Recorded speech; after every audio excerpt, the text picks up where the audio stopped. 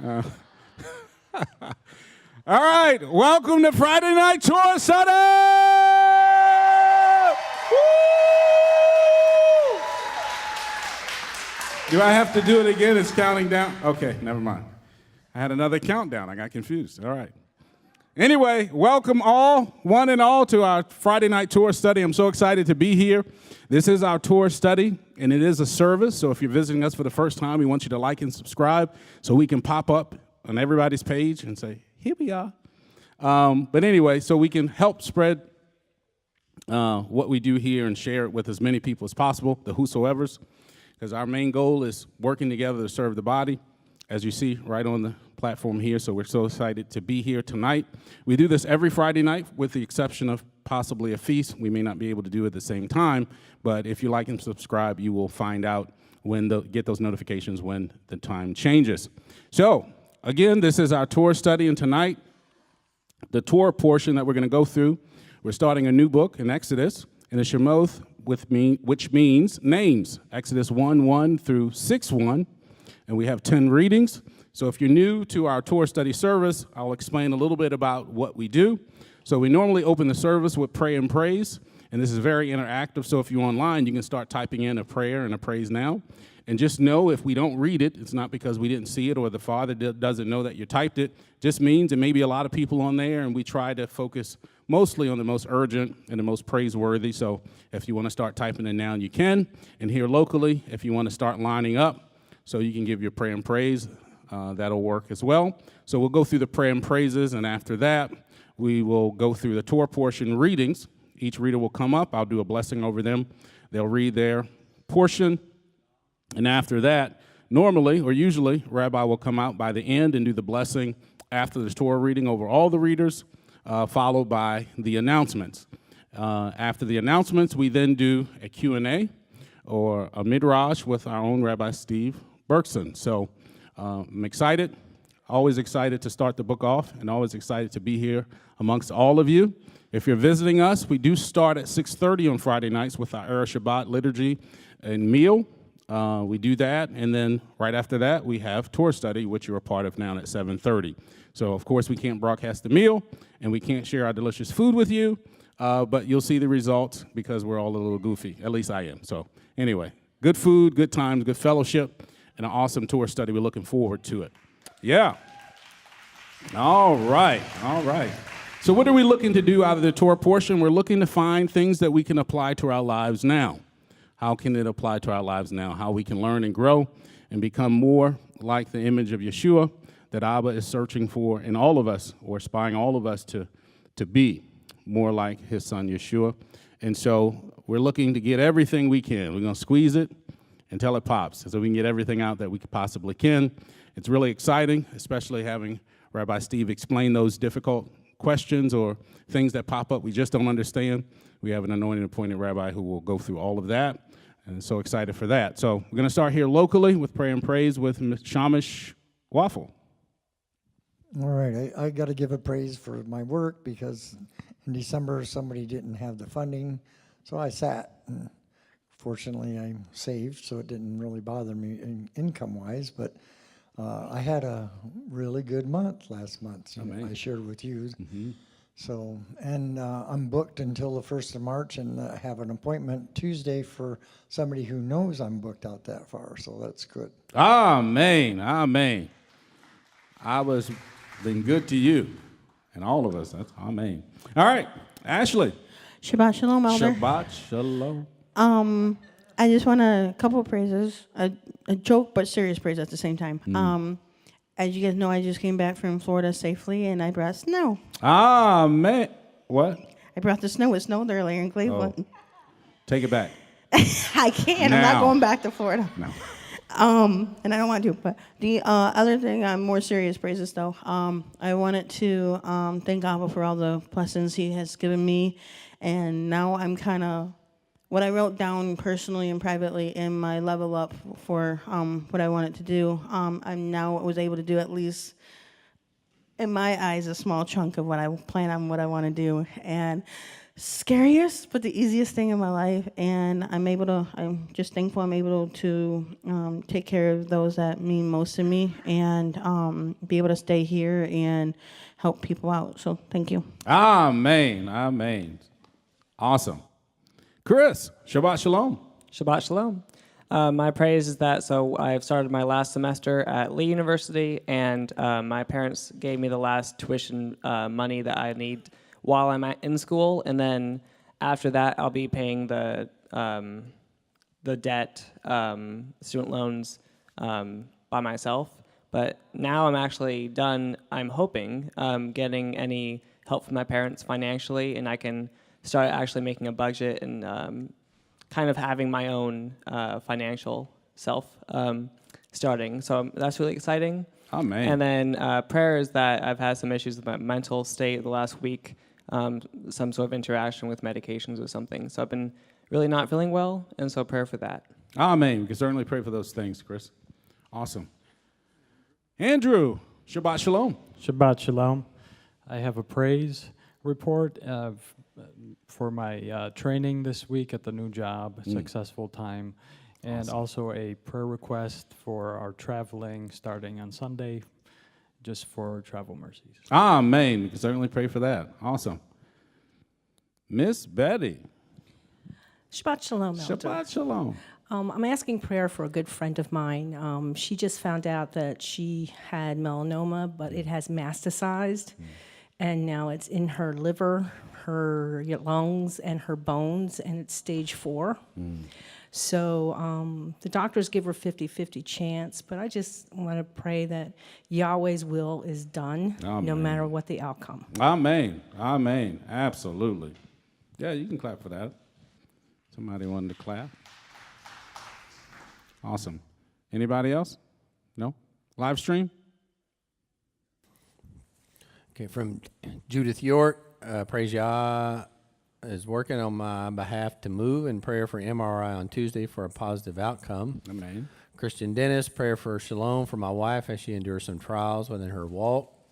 Thank you and praise Yahweh. Gail House, unspoken prayers for families and friends for physical and emotional trials. Please and thank you. DCI Industry, Simon from Australia. Prayers, please, for recovery from fatigue and stomach bug. Also praises for tests and trials where we can grow the most.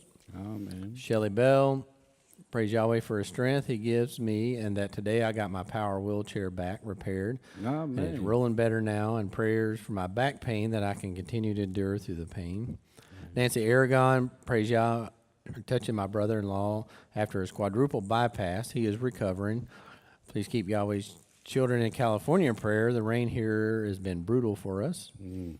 Pamela Shuford, praise Yah, the hospital social welfare department got Ken and I a townhouse motel room for his recovery. He can't go on or off our boat that we live on. So much happening on this cancer journey. Carlos Johnson, prayer, Johnson Young family, unspoken mental stability and direction on the way forward. I praise Yahweh, and I am grateful for Yahweh's many blessings and all he has done thus far.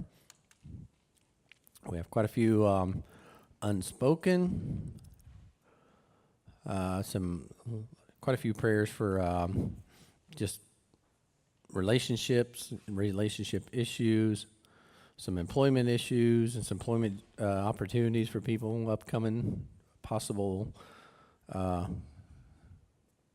outcomes for some applications for jobs. Diane Hogue, prayers for a healthy pregnancy for my honorary daughter-in-law and son. They're expecting their second child and found out it's a boy. However, I need prayer due to placenta previa. Amen. Arthur and Linda Nakonechny, praise Arthur's procedures went well, and prayers for healing. He has a very inflamed stomach, and prayers for speedy recovery. Amen.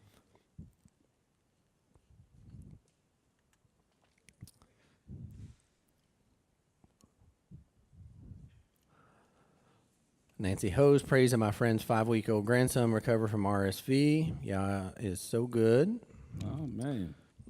Dale Hersey, prayer for my wrist, hurt it at work. Praise my eldest son finished his first week at a new job. Amen. and some prayers for some travel mercies, and that is it. We're caught up on urgents. Awesome. Also want to keep in prayer all those that have reached out this week, and it seems like because me and Rabbi was gone, we got more than usual. Or maybe it's because we just wasn't here and they piled up. But we got to talk and interact with a bunch of people, even while we were gone, and thankful, very thankful for all of your prayers. We were able to go to Odessa, Texas, spend some time with them and fellowship with them, just like we do here. It was amazing. We stayed up counseling all night, just like we do here. But we had a wonderful time with them. It was my first time getting to travel, really any long distance, definitely out of the state with Rabbi, so that was exciting for me. First time I got to see him do a funeral was also exciting, and just to be with him in various situations to really see how he is outside of our regular working day-to-day, even though we were working. It was a joy to be with him and see how he does what he does. And guess what? Even outside of this, outside of Tennessee, outside the state, he is still Rabbi Steve. He didn't miss a beat. He's the same as he always is. I thought something might be a little different because we were in a different environment, traveling in planes, and we didn't do trains. We did planes and automobiles. But he was Rabbi Steve, and I enjoyed the time that we got to be with the Odessa family. I'm sure they're watching, so we enjoyed all of you. Thank you, Gabriel and Daisy and Annabelle and Abigail and all the family over there, Mr. Pete. You guys were amazing hosts, and we really appreciate that and all the prayers, not only for their group and their family. Their group is growing. We got to go around and look at some properties, possibly for them to get out into a public place. So we're really excited about what Abba is doing with all the extensions, but especially since we got to go visit. So that was really fun. I'm glad to be back. It was a tremendous time. Also want to keep in prayer Rabbi Tom. He's a little bit under the weather. And because he's Rabbi Tom, he still worked under the weather today. So we want to keep him in prayer. I don't think he'll be here tomorrow. Robertson is fine. She's just there helping to take care of Rabbi Tom. So we want to keep them lifted up in prayer as well. And also the great job that Marlene and Rabbi Tom did while me and Rabbi were away. They did an amazing job. Marlene was holding it down. She didn't know we were spying on her through the camera off and on. We were just checking, making sure she was okay, and she did a great job. I'm so proud of her and all that she does, because we couldn't do what we do without every hand putting their hand to the plow and doing what they need to do while we're gone. And that includes all of you, because things popped up and they were handled. You guys do what you do best. You just fall into place and do what needs to be done. So I'm very thankful for all of you. I'm very thankful for Rebbitzin and my wife, who kept us covered in prayer and make sure they loved us and missed us while we were gone. And they were sneaky, because we got there and got some gifts that were left for us from the Odessa group. And I was like, there's no way I can walk in a hotel room and they have all the things that I like. And I had a little gift basket, and Rabbi Steve had a little gift basket. I said, you guys are sneaky. I was actually on the phone with my wife when I found the gift basket. So it was beautiful, great time, and I'm glad to be back. I am glad to be back. So that being said, we also want to keep in prayer Tiffany and Chris and their family. Just keep them in prayer, as well as it was another, I can't remember offhand, but keep everybody in prayer. We should always be praying, right? So those are the things that came to mind. All right, so can we get a gentleman to open us up in prayer? It's so hard to choose. How did they do this? All right, let's get Evan, because his hand was the tallest in the entire. Father, thank you for this day. Thank you for another Friday night Torah Study session that we come and fellowship together once again. I pray that you uphold all these prayers and praises done tonight, that done locally through the live stream, as well as those that couldn't make it here tonight. Lastly, I pray for Rabbi Steve, and that he could provide us with another insightful teaching that we can not only just learn and understand, but more importantly, live and walk it out. I pray all this in Yeshua's name. Amen. Amen. Good job, Evan. That's awesome.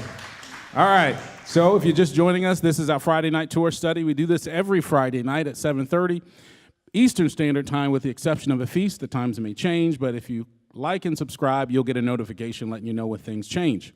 And also, we might pop up more often on your screen, so we're excited about that. And that's the only reason we talk about it, or even here, that we're able to provide what we do here locally for you out there, a very interactive service that you can participate in and be a part of what Abba is doing through this ministry. So I'm so excited to have you here.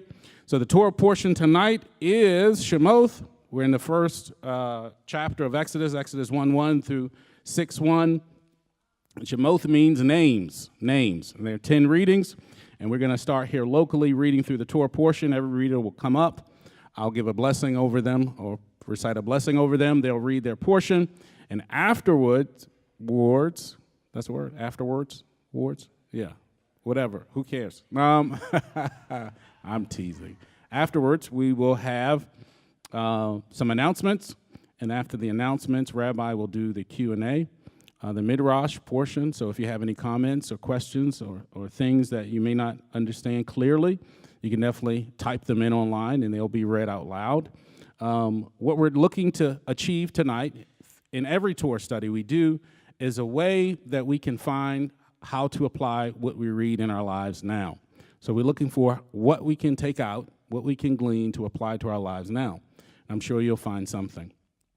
So we're so excited to be here, to be amongst each other, and we're so very excited to have our first reader, who had a birthday yesterday and didn't text me back when I said happy birthday, Miss. I had to get her. I love her so much. Brianna Berkson, come on up. Come on down. You're the next reader on Friday Night Torah Study. All right.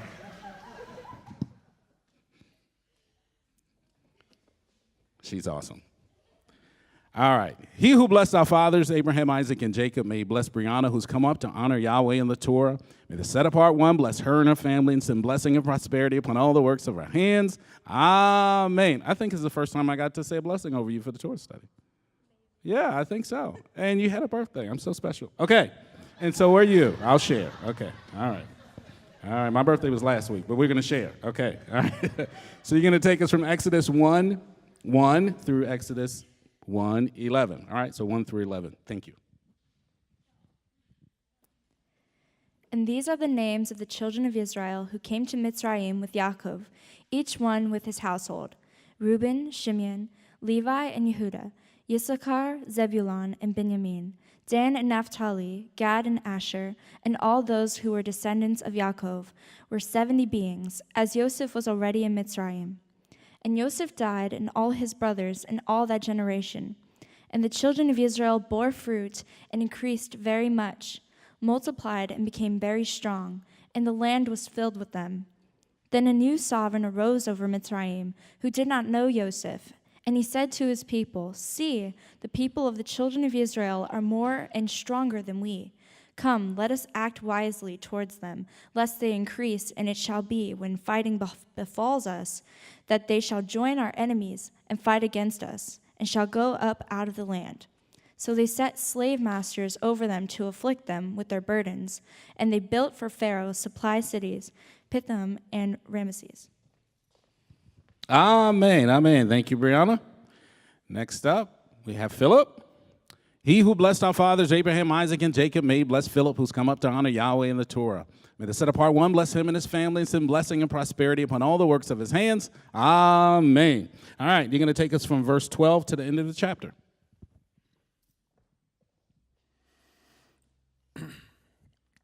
But the more they afflicted them, the more they increased and grew, and they were in dread of the children of Israel.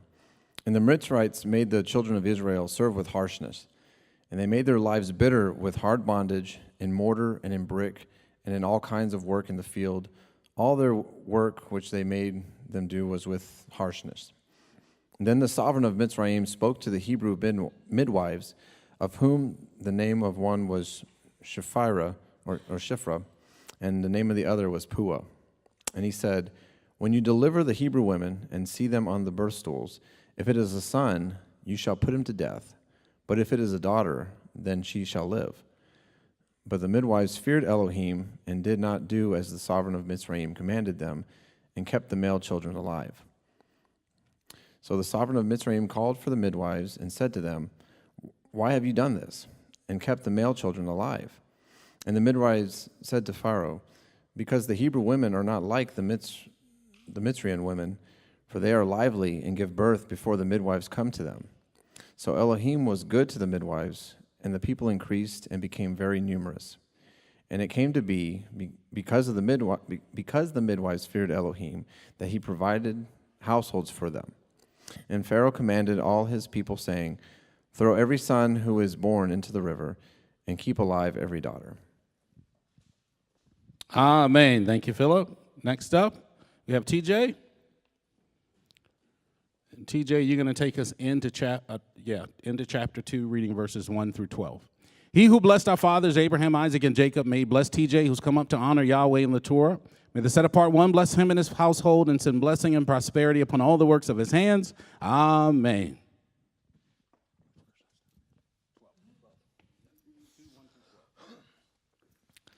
And a man of the house of Levi went and married a daughter of Levi.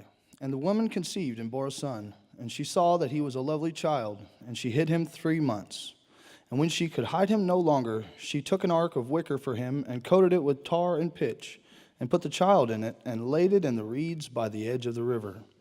And his sister stood at a distance to know what would be done to him. And the daughter of Pharaoh came down to wash herself at the river, and her young women were walking by the riverside.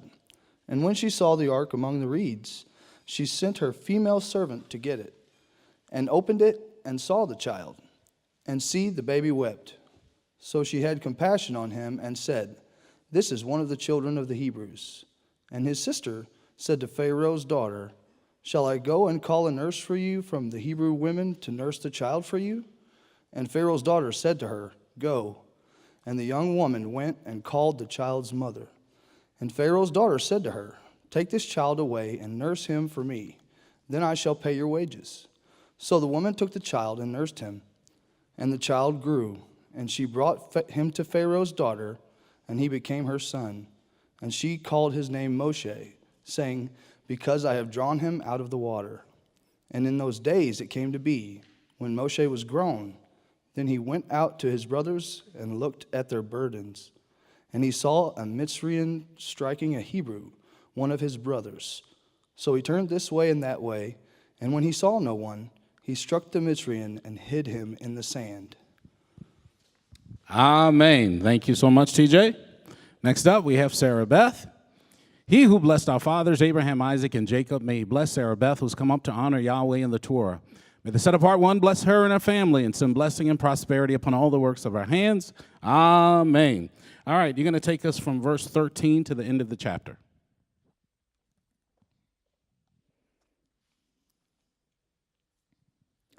And he went out the second day, and saw 2 Hebrew men fighting. And he said to the one who did the wrong, "Why do you smite your neighbor?" And he said, "Who made you a head and judge over us? Do you intend to slay me as you slew the Mitzrite?" And Moshe feared and said, "Truly the matter is known." And Pharaoh heard of this matter, and he sought to kill Moshe. But Moshe fled from the face of Pharaoh, and dwelt in the land of Midian. And he sat down by a well. And the priest of Midian had 7 daughters, and they came and drew water, and they filled the troughs to water their father's flock. But the shepherds came and drove them away. Then Moshe stood up and came to their rescue, and watered their flock. And they came to Reuel their father, and he said, "How is it that you have come so soon today?" And they said, "A Mitzrite rescued us from the hand of the shepherds, and he also drew enough water for us and watered the flock." And he said to his daughters, "And where is he? Why did you leave the man? Call him and let him eat bread." And Moshe agreed to dwell with the man, and he gave Zipporah his daughter to Moshe. And she bore him a son, and he called his name Gershom, for he said, "I have become a sojourner in a foreign land." And it came to be after these many days that the sovereign of Mitzrayim died, and the children of Israel groaned because of the slavery.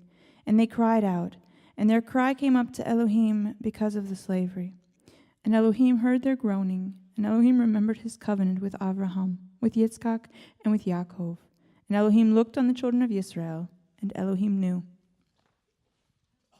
Amen. Thank you so much, Sarah Beth. Next up, we have Andrew. He who blessed our fathers, Abraham, Isaac, and Jacob, may he bless Andrew, who's come up to honor Yahweh in the Torah. May the set-apart one bless him and his family and send blessing and prosperity upon all the works of his hands. Amen. All right, you're going to take us into chapter 3, reading verses 1 through 10.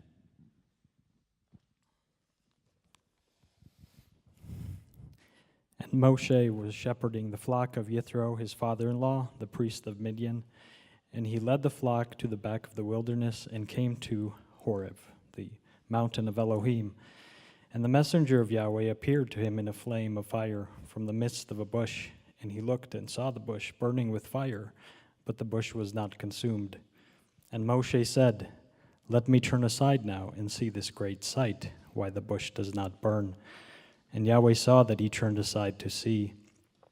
And Elohim called to him from the midst of the bush and said, "Moshe, Moshe." And he said, "Here I am." And he said, "Do not come near here. Take your sandals off your feet, for the place on which you are standing is set apart ground." And he said, "I am the Elohim of your father, the Elohim of Abraham, the Elohim of Yitzchak, and the Elohim of Yaakov." And Moshe hid his face, for he was afraid to look at Elohim. And Yahweh said, "I have indeed seen the oppression of my people who are in Mitzrayim, and have heard their cry because of their slave drivers, for I know their sorrows. And I have come down to deliver them from the hand of the Mitzrites, and to bring them up from that land to a good and spacious land, to a land flowing with milk and honey, to the place of the Canaanites and the Hittites and the Amorites and the Perizzites and the Hivites and the Jebusites. And now see, the cry of the children of Israel has come to me, and I have also seen the oppression with which the Mitzrites oppress them. And now, come, I am sending you to Pharaoh, and bring my people, the children of Israel, out of Mitzrayim." Amen. Thank you so much, Andrew. Next up, we have Brandy.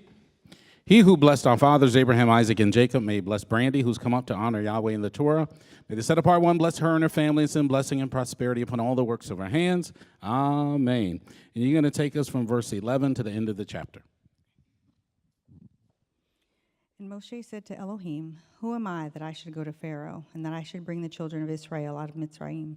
And he said, "Because I am with you, and this is to you the sign that I have sent you. When you have brought the people out of Mitzrayim, you are to serve Elohim on this mountain." And Moshe said to Elohim, "See, when I come to the children of Israel, and say to them, the Elohim of your fathers has sent me to you, and they say to me, what is his name? What shall I say to them?"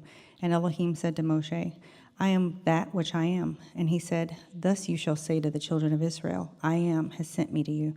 And Elohim said further to Moshe, "Thus you are to say to the children of Israel, Yahweh Elohim of your fathers, the Elohim of Abraham, the Elohim of Yitzchak, and Elohim of Yaakov, has sent me to you. This is my name forever, and this is my remembrance to all generations. Go, and you shall gather the elders of Israel together, and say to them, Yahweh Elohim of your fathers, the Elohim of Abraham, of Yitzchak, and of Yaakov, appeared to me, saying, I have indeed visited you, and seen what is done to you in Mitzrayim. And I say, I am bringing you up out of the affliction of Mitzrayim to the land of the Canaanite, and the Hittite, and the Amorite, and the Perizzite, and the Hivite, and the Jebusite, to a land flowing with milk and honey. And they shall listen to your voice, and you shall come, you and the elders of Israel, to the sovereign of Mitzrayim, and you shall say to them, Yahweh Elohim of the Hebrews has met with us. And now please let us go 3 days' journey into the wilderness to slaughter to Yahweh our Elohim. But I know that the sovereign of Mitzrayim is not going to let you go, not even by a strong hand. And I shall stretch out my hand and strike Mitzrayim with all my wonders which I shall do in its midst. And after that he shall let you go. And I shall give this people favor in the eyes of the Mitzrites. And it shall be that when you go, you shall not go empty-handed. But every woman shall ask from her neighbor and from the stranger in her house objects of silver and objects of gold and garments. And you shall put them on your sons and on your daughters, and shall plunder the Mitzrites. Amen. Amen. Thank you, Brandy. Next up, we have Maria. He who blessed our fathers, Abraham, Isaac, and Jacob, may bless Maria, who's come up to honor Yahweh in the Torah. May the set-apart one bless her and her family and send blessing and prosperity upon all the works of her hands. Amen. All right, Maria, you're going to take us into chapter 4, reading verses 1 through 17. And Moshe answered and said, And if they do not believe me, nor listen to my voice, and say, Yahweh has not appeared to you, and Yahweh said to him, What is that in your hand? And he said, A rod. And he said, Throw it on the ground. So he threw it on the ground, and it became a serpent. And Moshe fled from it. And Yahweh said to Moshe, Reach out your hand and seize it by the tail. So he reached out his hand and took hold of it, and it became a rod in his hand. So that they believed that Yahweh, Elohim of their father, the Elohim of Abraham, the Elohim of Yitzhak, and the Elohim of Jacob appeared to you. And Yahweh said to him again, Now put your hand in your bosom. And he put his hand in his bosom, and when he took it out, and see, his hand was leprous, like snow. And he said, Put your hand in your bosom again. So he put his hand in his bosom again, and drew it out of his bosom, and see, it was restored like his other flesh.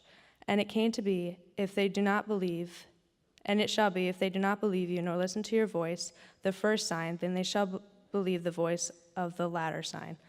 And it shall be, if they do not believe even these two signs, or listen to your voice, that you shall take water from the river and pour it on dry ground. And the water which you take from the river shall become blood on the dry land. And Moshe said to Yahweh, O Yahweh, I am not a man of words, neither before nor since you have spoken to your servant, for I am slow of speech and slow of tongue. And Yahweh said to him, Who has made man's mouth? Who makes dumb or deaf or seeing or blind? Is it not I, Yahweh? And now go, and I shall be with your mouth and teach you what to say. But he said, O Yahweh, please send by the hand of him who you would send.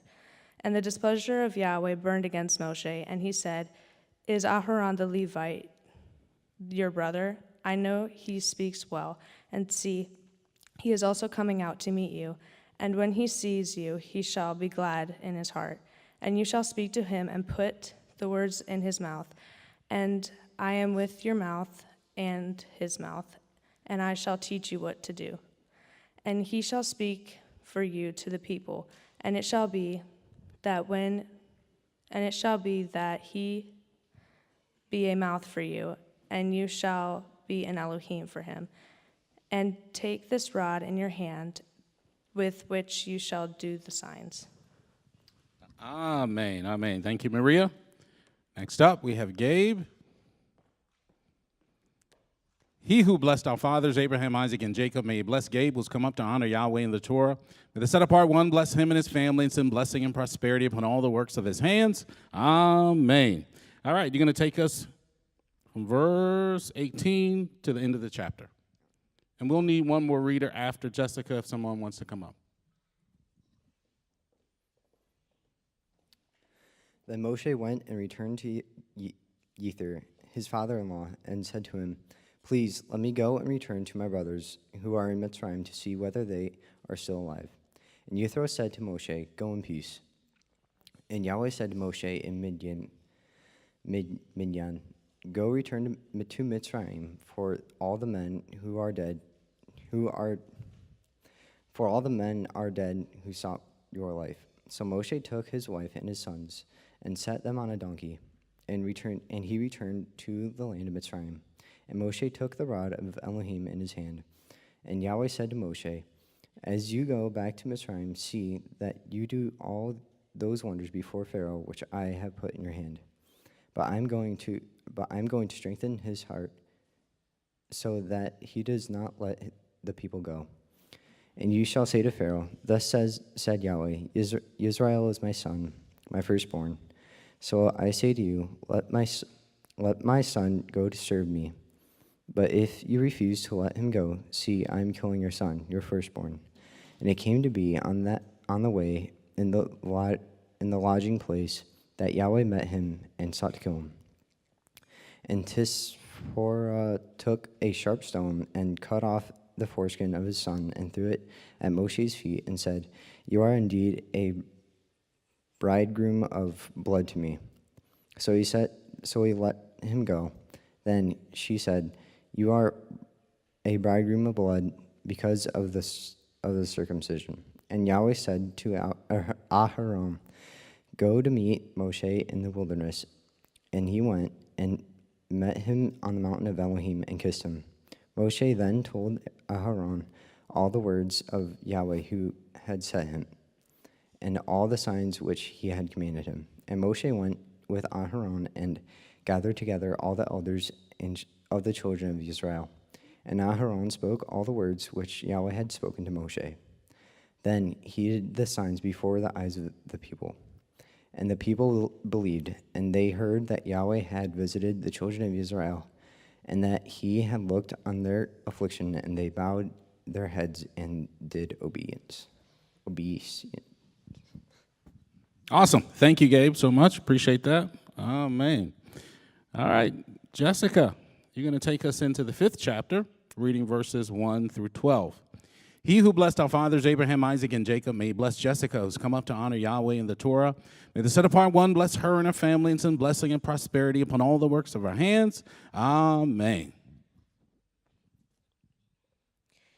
And afterwards Moshe and Aharon went in and said to Pharaoh, "Thus said Yahweh Elohim of Israel, let my people go, so that they celebrate a festival to me in the wilderness."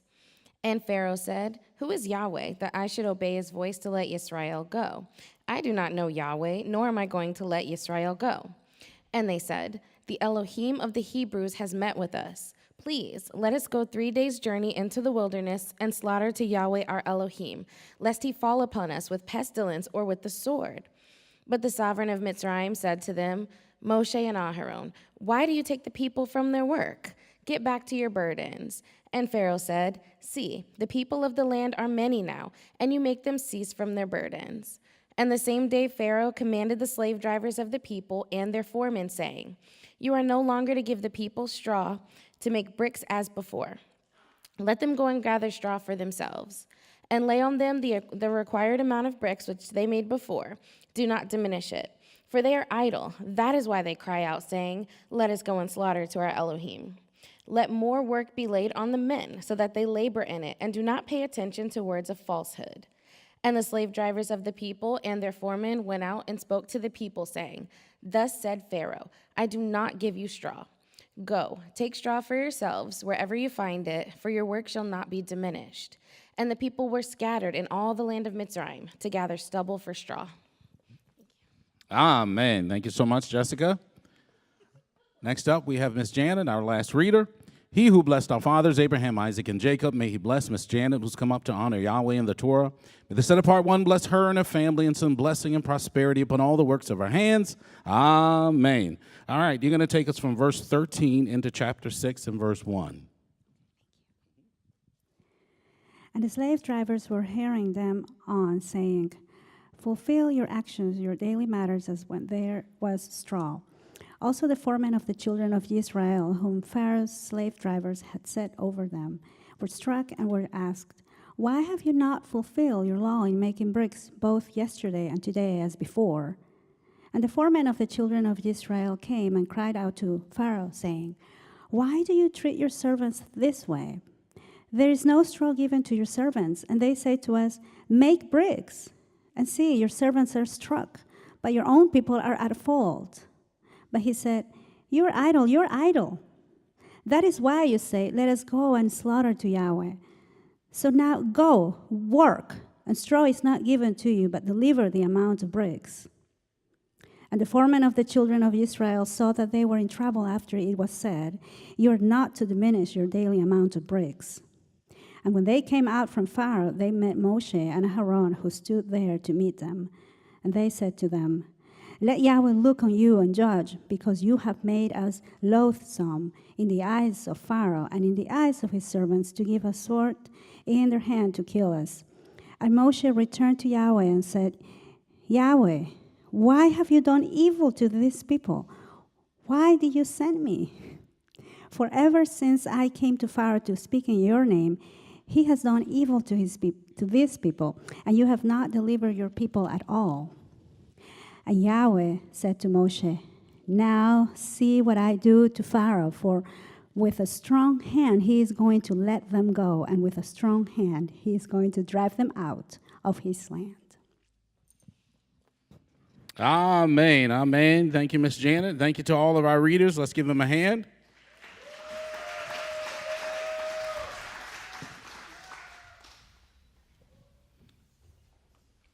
And the blessing after the Torah reading.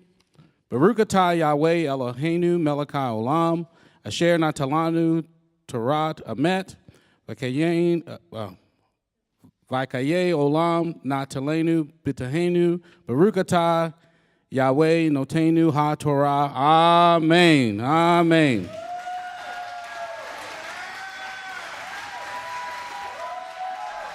I messed up, but thank you. Thank you. Blessed are you, Yahweh Elohim, King of the universe, who has given us the Torah of truth and has planted eternal life in our midst. Blessed are you, Yahweh, giver of the Torah. Amen. Amen.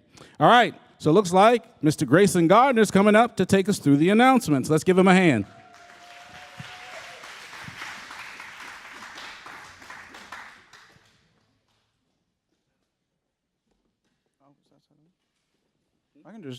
You can just hold it. You can just hold it? Yeah, that's what I do all the time. Thank you, though. You're welcome. I appreciate it. Shabbat Shalom. I'd like to start by welcoming our guests. As children of Abraham, we'd like to exemplify his trait of hospitality. And for our guests, while we'll be doing our utmost best to treat you as guests, we would appreciate if you could behave as guests. So even if what we're doing you disagree with or you think we're wrong, we would appreciate it if you could conduct yourselves in a Yeshua-like manner. And for our guests, you're probably sitting here wondering, okay, well, I'm at a Torah study right now, but what else does this ministry do? And thankfully, I am the guy who has the privilege of sharing with you what that is. And so, to start off, we do 2 live streams every week. The first being our Shabbat service, which takes place every Saturday live here on YouTube at 1:15 with the sounding of the shofar. And the service typically lasts for around 4 hours, going to around 5:30. The second live stream that we do is the Torah Study that is taking place right now. And this service goes live following the Erev Shabbat meal that we do here locally at 6. And so this takes place at 7:30, and this typically lasts for around 2.5 to 3 hours and begins with the word being read and is then followed by a midrash portion with our rabbi, where he'll go over the notes that he has for the portion, and then the floor will be open for any questions or comments for things that people were confused about. If you want to follow along with us, we do have the Parsha schedule available on our website at MTOI.org under our media tab. We have the Torah, half Torah, as well as the Brit. And our Brit is on a 4-year cycle. So each year you will read one of the Gospels and then the rest of the Brit. And so if you are interested in following along with us, that is available to you there. And so while we have our rabbi to ensure that we're understanding the Torah portion at our level, we do have our MTOI Parsha Pearls program to make sure that our children are able to understand the word at their level in a fun and engaging way. And so this does have its very own site, ymtoi.org. And this is a program that is broken up into 2 different age groups. We have our Gem Seekers, or Katan Aleph, which is ages 5 through 8. And then our Pearl Seekers, or Katan Bet, which is ages 9 through 99 plus. And we put 99 plus there because we believe that because of the immense amount of value that is in each program, that regardless of how many years you've been in Torah, that there's something that you'll be able to glean from it, especially if you're somebody who is new. And so this program is made by us for us, and this is led by our very own Rebbetzin Julie and her amazing team.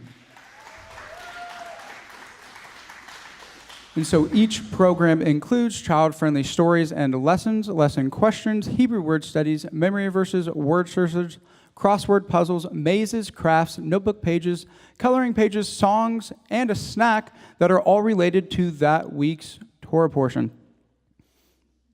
And so these are posted on Sunday, so they will be available for you to use throughout your week, and then as well as on Shabbat, as it is guaranteed to take up a fairly large amount of your child's time, as this is an incredibly robust program, and I believe it is around 35 pages long.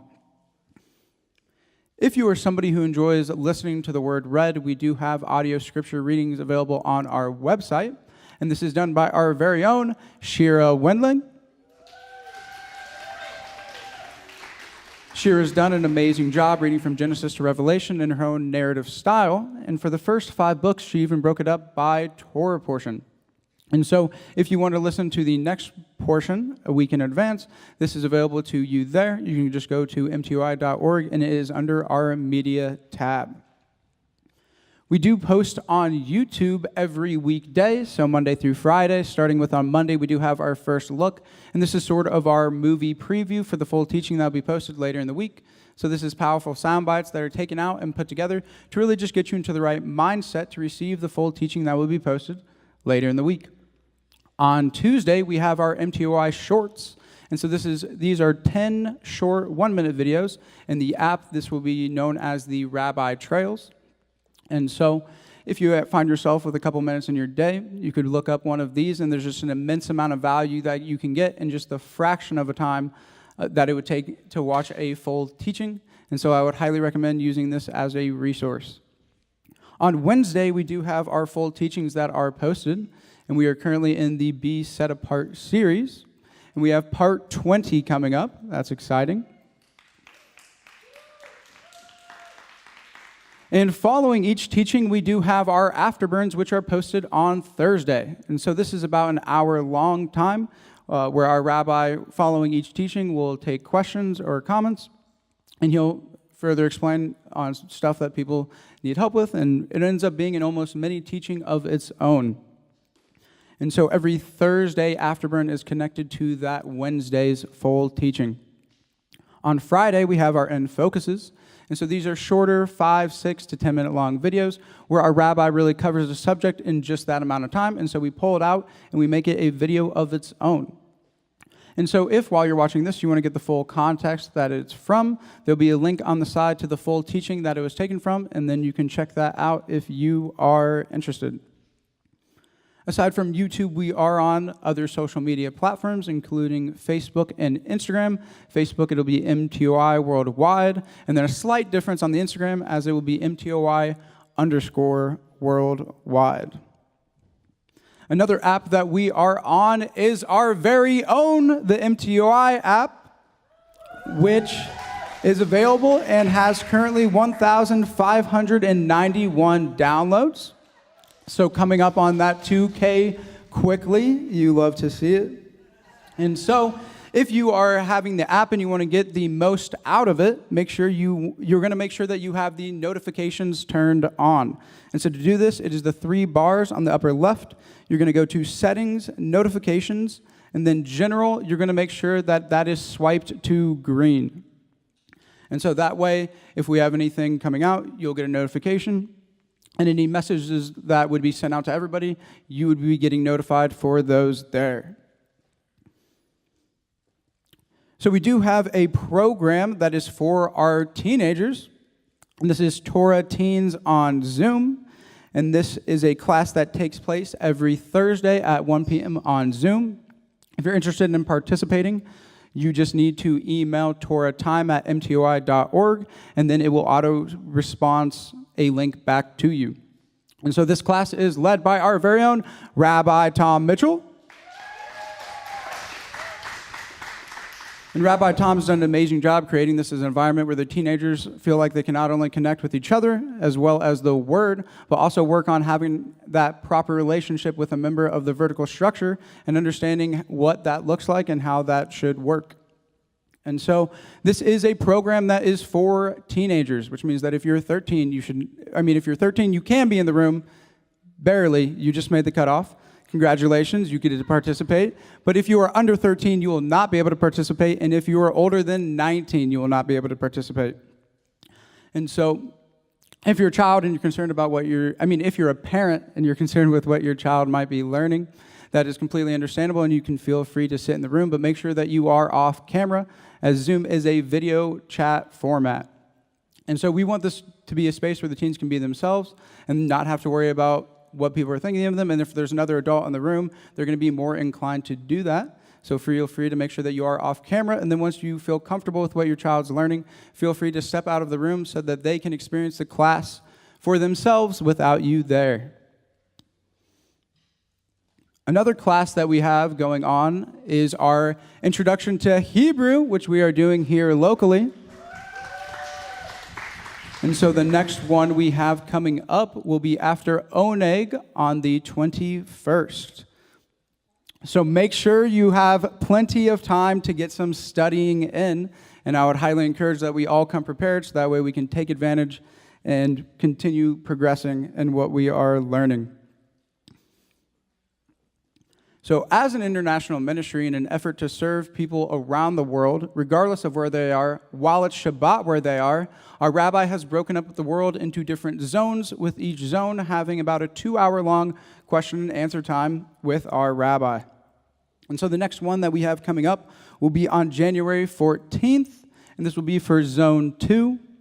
And this will be taking place at 10 a.m. EST before our regular service time. And this is for people in the United Kingdom, Europe, and Africa, and other countries in that time zone. And so these are the people who will have the priority in asking the questions, but everybody is more than welcome and invited to come and listen to the answers. And so I would highly recommend you come, even if it's not in your zone, because I can promise you that there will be value and there will be something that you will learn from it.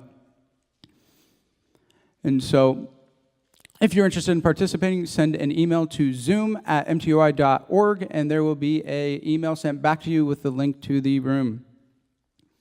The one we have coming up after that will be our Zone 3 Shabbat Q&A, which will be taking place on that Friday night of the 20th at 10 p.m. EST following our Torah Study. And so this is for people in the time zones of Australia, New Zealand, Japan, Philippines, Malaysia, and other countries in that general time zone, about like 12 to 15 hours ahead. And so this will be taking place on January the 20th. And again, it's the same link. Once you get the link for one zone meeting, it works for both Zone 2 and 3. The one coming up we have after that will be on February 4th, and this will be the Zone 1 local Shabbat Q&A, and this will be taking place during the regular service time. And so this is for people who are able to attend here locally. And so make sure that if you are here locally, that you come with questions ready. And I'm sure that if we don't, the onliners definitely will. And so make sure that we're able to take advantage of the opportunity that we've been given. If you're somebody who's not comfortable asking a question in either a zone meeting or by calling the office, we do have a Contact Us page available on our website at mtoi.org/contact-us, as well as questions@mtoi.org. If you have something that is an urgency, I would highly recommend you call, as that is the best way to get in touch, calling the offices here. Some important dates that we have coming up are January 15th is our next leadership meeting, and this is a date that we should all be marking on our calendars, as we should be praying for our leaders. These are men that are taking hours out of their day to gather together, to meeting with the sole intention of working together as effectively as they can to serve the body and the Father. And so we should be praying for our leaders. And again, this is January 15th. So on January 19th, Virtual Financial Peace University with Elder Billy will be taking place. And so if you are interested in participating, you can call the offices here or email him at william.jackson@mtoi.org. And I'm sure we are all aware that that is William with 2 L's. Always got to remember that it is 2 L's. So on January 22nd, we will be having our Rosh Hodesh for the month of Shabbat. And this will be taking place at 7 p.m. And so there will be no meal, but feel free to bring desserts. And I'm sure that we will be taking care of those after. Next up after that, we have Pesach coming. So this will be taking place from April 5th to the 13th. And we currently have 136 people registered. And registration is available at mtoi.org/Passover. I believe that is all for the announcements. Please help me in welcoming up Rabbi Steve. All right. Okay, come get your water bottle out of here. There you go. All right. I guess I can put this back here. Fantastic job. Especially appreciate that you guys learned a little bit of Hebrew today from our elder. When in doubt, just add an extra anu at the end of a word. And it's Hebrew. That's, yeah. Plural Hebrew. That's, yeah. You need to be at Hebrew class and studying, okay? Grayson, put him on the list that we're checking. All right, now. Okay. So I wanted to add a few things real quickly here. So for those of you that are wanting your giving statement for 2022, like last year's giving statement, forget it, we're not sending them. Okay. Actually, we're not. We have an outside third-party group that will be sending them to you. Please don't contact us here. They will automatically be sent to you in the snail mail, like traditional mail. Okay, you're going to get this in the mail. And if you do not get one, then please contact us after January 31st. They have till the end of the month to get it to you, okay? So if you don't get it by like the first, second week of February, then please contact us. That's fine. If you do get your statement, go over it, make sure it's accurate. If they made any mistakes, there will be a way to contact them in the form they send you, okay? They'll have a way to contact them. Don't contact us because they made a mistake. Contact them. They'll fix it, all right? They may, whatever, things happen. All right, so contact us only after January if you still didn't get your statement. All right, hopefully that makes sense. Now, Elder did look up, so we did make a slight mistake in saying that it was $27,000 was your standard deduction. Apparently last year they changed it to $25,000. That's still more than most of you give, so don't worry about it. But anyway, just somebody's going to go, we double-checked you and you're wrong. And you did. All right, so we're wrong. All right, it's 25. All right, now, that's for households. That's a husband and wife filing jointly, okay? And it's like 19, I think, and change if you're head of household, and I forget what it is if it's just a single person. Now, all right, so that's for the giving statements. Tomorrow, or actually tonight, just for clarification, is Beth Shalom's 11-year anniversary.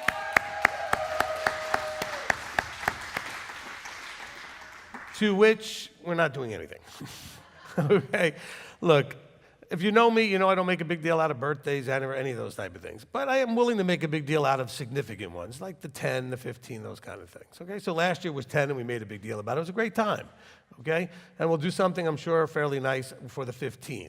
Okay, all those of you who didn't come to Torah study tonight because you just felt like staying home, you missed out on the ice cream cake. Okay, because we did have a little bit of ice cream cake for that. Whose phone is making a noise? Thank you. All right, so. You did miss out on that. As soon as I start talking, somebody's thinking it's don't make a noise. Fix that. Thank you. All right, so you did miss out on that, and it was very good, but I ate your piece, so it's okay. All right. I did. I had like 4 pieces. Okay. Now, and then of course, since for those of you that are saying, well, I'll get into it in a second. So then we also have that I want to remind you about our Level Up class. All right. I have a couple of things I want to say about it. So we had a great start to the class last week, okay? Now, it's really funny because I've gotten a lot of feedback from people that probably don't really need the class as much as some other people do. They loved it and got a tremendous amount out of it. Those of you, a few of you that really need it desperately thought it was a waste of time and didn't get anything out of it. There's something different about the mindset, I think, between the people that got more out of it than those who didn't. Okay? Because some of you needed it a whole lot more necessarily than some of the other ones. Everybody needs it. And yet, the ones who really needed it the most are thinking they wasted their money and they wasted their time. Look, you know what you are? You're the same person that would be digging for gold and quit 5 feet before the gold because it didn't come the first stroke. This was the first class. And you know what? I talked to Elder about this. That last part of the class, when I gave you the bullet points, that was $500 right there. Do you understand? If you understood what was in that paper, more than, and the fact that I gave you the tracking. Some of you are like, well, I tracked. Yeah, but do you understand what you're tracking? Have you gleaned out of it what it's supposed to tell you when you're tracking? Which, by the way, I'm tracking. Are you filling out your tracking sheets? Are you doing your work? I'm here to keep encouraging you every time we have a meeting. Do your work. Write stuff down. Remember that half of it is writing it down. The other half is starting to see what's happening. What are you seeing in terms of patterns of behavior? What's in excess? What's not enough? What's missing completely? Okay? And fill those things in. What shouldn't be there at all? You should be doing the tracking. Okay? So, with the level up class, all right? And by the way, I did write down my 4 pieces of cake. Okay. So with the level up class, for all of you online, I think I'm satisfied with where it was going. I think we got a lot done the first class, and we're going to have a lot more going on in the next couple of classes. So I just want to encourage all of you in the class to do your work. Now, for everybody else, if you're online, yes, we will be having the classes available for you online. The next class to happen after I finish this one live here will be a live Zone 1 class, and then a live Zone 2 class, and a live Zone 3 class. They may even be running similar times. If you take one, you can take them all. Okay, once you pay for one, you can take all of them, okay? Just want to put that out there. But the next class will be on the 22nd, all right? So on the 22nd. Okay, so that will be the next class. Now, so that's a week from Sunday. So you have 2 weeks of tracking and doing your work. All right, fantastic. All right, was there anything else I wanted to say? So I'll tell you just real quickly a little bit about our trip. I know Elder said some things about it. The trip was really, really a blessing. Very tough to do, a trip that's dealing with the pain and loss of that a funeral has to do with it, right? Family members. And I have to tell you what, I go there to be a blessing, but I was blessed to be there and interact and hear the family members that stood up at the funeral to speak. And I've never met, these are the 3 people I know pretty well. It's their mother, and I'd never met her. But I feel like I know her pretty good. No, not real well, but I got a pretty good sense of the type of woman she was. And the children did such a great job of sharing that with everybody at the funeral. So it affected me and inspired me to hear the love and the appreciation and the things that were going on there. So it was very good. And then on the other side of it, was also an opportunity to meet with the new, Odessa MTOI location, right? So we have a great new location there. Okay, MTOI Odessa. And we got to meet and spend time with them the day after the funeral. And, really, it's amazing. No matter where you go, I shouldn't be amazed. Yah's people are great. Okay? Yah's people are great. And we just really enjoyed each other. There were some people that are kind of looky-loos, and other people that are pretty much already sort of locked in and ready to go. And we even looked at some property as far as like finding them space to meet in, and we did some other things like that. So it was really a very effective and very blessed time there. We got a lot done, and we were also able to be a blessing and offer comfort, and it was great. Did some counseling, as tends to always be the case. We did do some blue intervention and blue intervention therapy, so we did a little bit of that. But by the way, we do that every week here. Yeah. I think I was right. When I was in between the twice that we've done this ministry thing, there was a time where I was really considering being a color code counselor.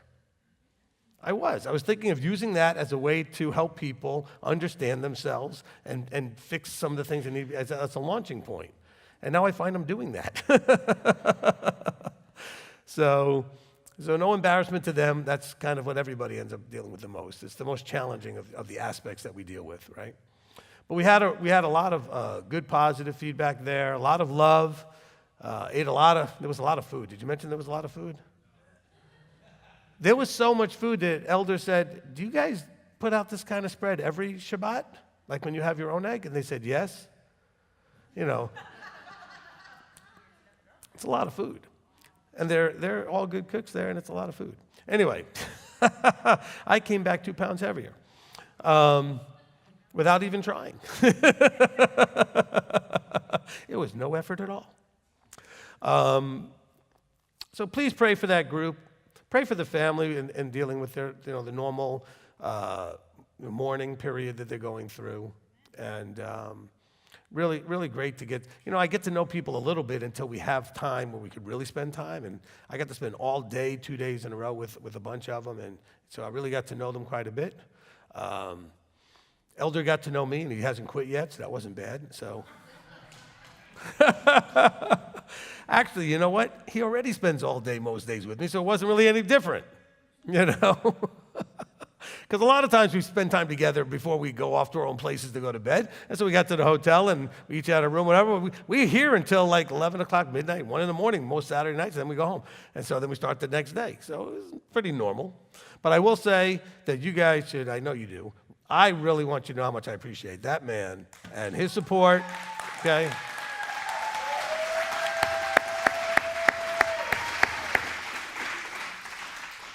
Because I know it was not an easy decision. Well, actually, it was an easy decision for me because they wanted him to come. If it was my choice, I would have wanted him to come, but I would have thought, well, then I'm not leaving somebody here, and do I really need anybody? Because I never think I do. But I'm telling you, for me, it made my job and my doing what I do so much easier having him with me, which puts me in a quandary, because when I travel now, I'm going to want to take him with me, and if I travel long enough, that means he won't be here. I'm already his wife saying no. All right. I saw her writing. She's like, not happening. No. All right. Okay? So, but I just want to let you know what a blessing that is. Okay? I already knew about that from you, Chantel, because he told me when he was telling you, she was like, no. Okay, so. The best part about it is he told his wife, I gave him a compliment because I told him this a couple days, and he couldn't remember what I told him. That wasn't the best part. Then he asked me, and I couldn't remember what I told him. That is true. His wife said, he said, Rabbi gave me a compliment. She goes, what'd he say? He goes, I don't remember. So when he asked me, I'm like, too late. It was gone. That's it. I gave it to you. You just didn't take care of it. So that's the way it works. All right. Anyway, let's get to tonight's study. The excitement is overwhelming.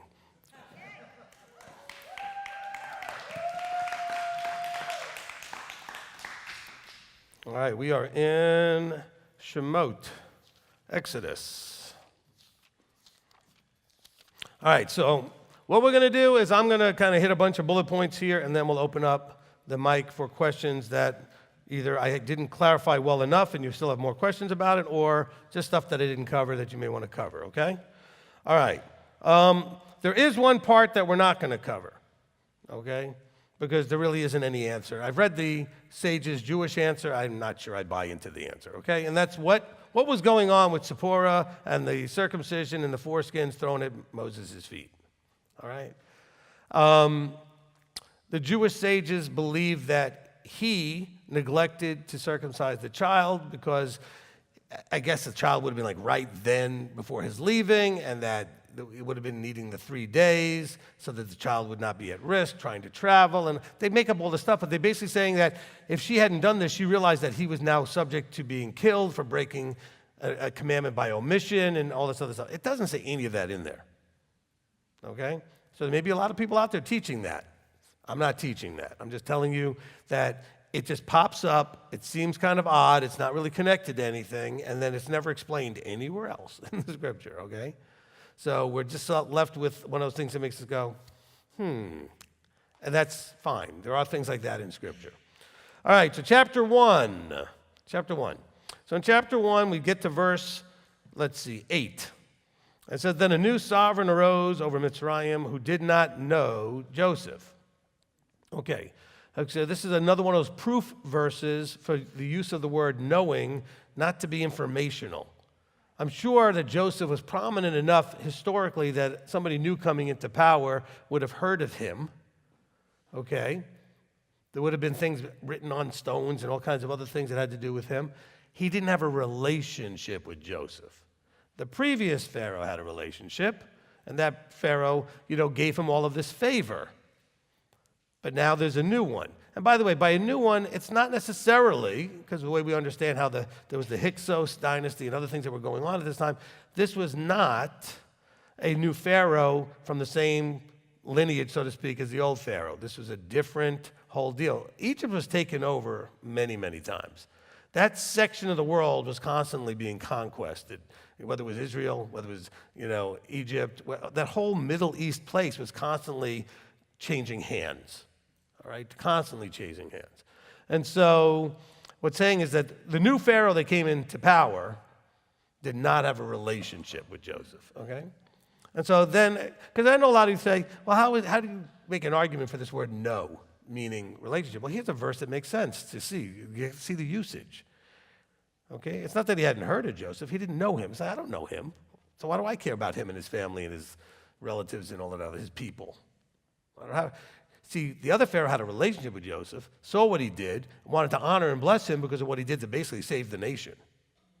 This new guy said, I don't care about the nation being saved before. I just took it over. It's my nation now. Okay? All right. Then we go down to verse, let's say, 13. And the Mitzrites made the children of Israel serve with harshness. The distinction being that serving isn't necessarily the problem here. Okay? Because there were things going on even later when we get to the commandments about how to deal with those who end up in the role of servant. Okay, slave or servant. But this is with harshness. Okay, this is with harshness. So this is to plant the seed for later to say, well, if you guys ever do anything like this, you're not going to do this with harshness. Okay? Okay, you're not going to do this with harshness. It's like a foreshadowing. Okay? And they made their lives bitter with hard bondage. Okay? And you're not to make people's life bitter with hard bondage. Okay, this is really important stuff. All right? By the way, I spoke to somebody earlier, I don't remember if it was yesterday or the day before, who was mentioning the fact that they came to realize when reading these type of things that working for an employer is like being a slave. This is a person doing factory work. Factory work is like slave work. And when I say that, it's because you have no power over your things. They have all the power. You just told what to do and you do it. And so I'm not saying to get mad about that. You're getting paid. They weren't getting paid. But that's why we encourage people, if you want to take yourself out of slavery, so to speak, you need to figure out how to work for yourself. Now, it doesn't mean you're going to work less. Take that idea right out of your head.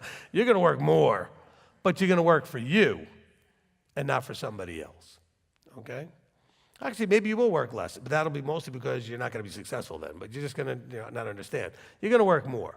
But you're going to want to work more as opposed to being forced to work more. Okay? Just a little side note there about the idea. Because some of you have jobs that are basically with harshness and bitter and bondage. That's what you feel, stuck to the job. Look, they were enslaved by force. They weren't able to leave. They were threatened with death and all kinds of other physical harm, right? Why are you enslaved? Well, I need to make money. There's lots of ways to make money. But I don't know how to do all that. Nobody knows how to do all that when they start. Actually, you know what? That's going to be a revelation for all of you. Nobody knows how to do all of that from the start. Nobody. Nobody's born knowing how to start a business, run a business, and all the other things that marketing and all the other record keeping and accounting and all the stuff that has to do with the business. Nobody's born with that. I remember learning each piece of that at the ages that I learned the pieces of that. And when I started, I didn't know any of it. And you know what the ones who really want it bad enough do? They started even while they still don't know any of it. And they figure it out while they're doing it.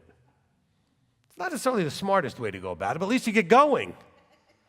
You make lots of mistakes. You go broke a lot. But eventually, you learn. And when you learn, you make less mistakes. And when you make less mistakes, okay? I was listening to a TikTok with Dave Ramsey. He said, success is you standing on top of a huge pile of problems. Failure is you laying under it. Okay? So don't lay underneath your failures and your success is standing on top of all these failures, all these things that didn't work, all these things that went wrong. Otherwise, you can lay under them. That's really failing. Just to put that out there. All right, now, then let's go now to verse 17. But the midwives, they were told to kill the firstborn, but the midwives feared Elohim and did not do as the sovereign of Mitzrayim commanded them and kept the male children alive. What can you glean out of this? Now remember, I think Elder said this at the beginning. We're looking to glean from this things for your lives, right? That's why I even took the slavery thing and kind of turned it into something you use in your life today.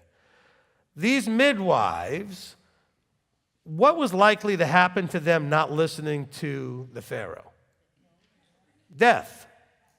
Okay? Death, or worse. All kinds of torturous life. But that's what was a possibility. But they didn't give in to that fear. They feared Elohim more. Okay?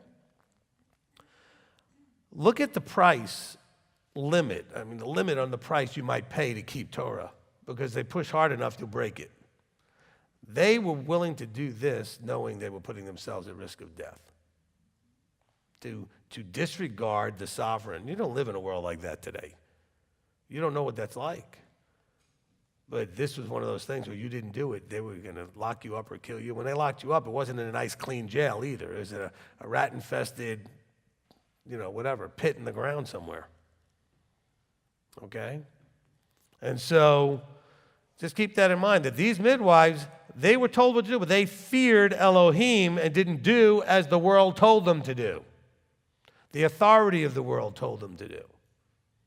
Ask yourself the question, is there anything that the world is pushing on me that if I feared Elohim, I would push back better? But I don't push back because I don't really fear Elohim like I fear them. Because I hear a lot of you out there with jobs that work on Friday nights and Saturdays giving me all kinds of nonsense excuses as to why you can't change jobs and why you have to work Friday night and Saturday. I hear people say nonsense like, well, the Father wouldn't want me to not be able to pay my bills. Well, of course he wants you to pay your bills. He also doesn't want you to work on Shabbat. There's a way to make them both happen. As a matter of fact, there's hundreds and hundreds of ways to make them both happen. I had a lady talk to me years ago about praying for her son because he's got a problem, with Shabbat and work. I said, what does he do? He worked in retail. I said, that's the problem. But he doesn't know how to do anything else. That's his problem. He can learn to do anything else. There's lots of things that do not, they're not open on Saturday. Lots. Okay? Tremendous amount of businesses are not open on the weekend. The retail ones are because that's when everybody's buying. So they want everybody to work Saturday and Sunday. But then people make these excuses because they don't fear Elohim enough. Well, I don't know what I'm going to do because my boss is going to... So plan what you're going to do. Okay, look, I know this is going to be hard for everybody. We're reading this, and so you're going to see how these people handle this. Okay? Life is for you to... Okay, let's start. I keep restarting the sentence. We'll start again. Don't you want... Listen, don't you want him, the Creator, to be proud of you? Really? You want him to be proud of you? Do you know what makes him proud? When you choose something challenging that's going to put you potentially in harm's way, but it's the right thing to do and you do it anyway. Okay, that's what makes him proud of you. Remember the verse that says, the servant that does what he's supposed to do is a useless servant? See, you're thinking he's going to be so proud of you because you're a useless servant. You're doing what he expects of you. And you think he's just going to give you a big gold sticker when you get there. No, you have to go above and beyond and step outside your comfort zone and do what needs to be done. That'll impress him because you're going to show him strength, courage, belief, faith, trust. You can't show him that just doing what you normally do. Well, I guess you can if you got to the point where your life is that you normally do what you need to do no matter what. See, I'm already there. Okay? That's not bragging. It took me a lifetime of developing that, right? I just do what has to get done, and I never have a fear if it's going to go bad or not, because it has to get done. And then people are all impressed. Stop being impressed. It's what everybody should be doing. You're only impressed because nobody does it. At least nobody you know, or very few.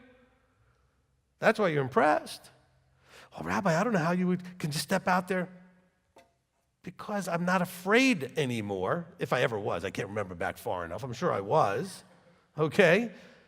But I haven't been afraid for a very long time to do anything, whether it'll work or not, because I've convinced myself, by doing all the research, that it's the right thing to be done, okay?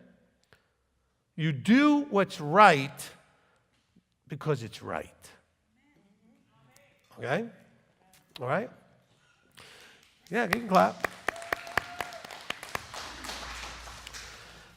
Let me give you an analogy. Let's say you have a strategy, like an investment strategy, okay? Or, it's funny, I developed a strategy playing poker. You laugh, but I learned from the ones who were great at it that if you play the hands correctly, over time you'll win more than you lose. So when a situation is whatever it is, then you make the choice that the situation dictates whether it worked or not, it's the right decision. Trusting that over time, that right decision will pay off. Does that make sense? So you try it, it doesn't work, so you decide it doesn't work and you quit. No, you have to trust, because you've done the research, you've listened to the people who've lived it, that what they're doing does work, even though it doesn't work always. All right? I am where I am now with lots and lots of failures that I'm standing on a pile of. Okay? And that's not to be judged in any way. Every successful person is standing on top of a huge pile of failures. And they're all not even a pile of failures. There's a pile of lessons. Okay, lessons learned. There's also a pile of motivation. Each one motivated me to do the next one. All right? So the strategy, like investment, I was a technical trader. Okay, I was a commodities broker, and I traded, whatever the futures were. I traded, oil and gas, and I traded, wheat and barley and all that. I mean, I traded everything. Currencies, grains, cattle, you name it.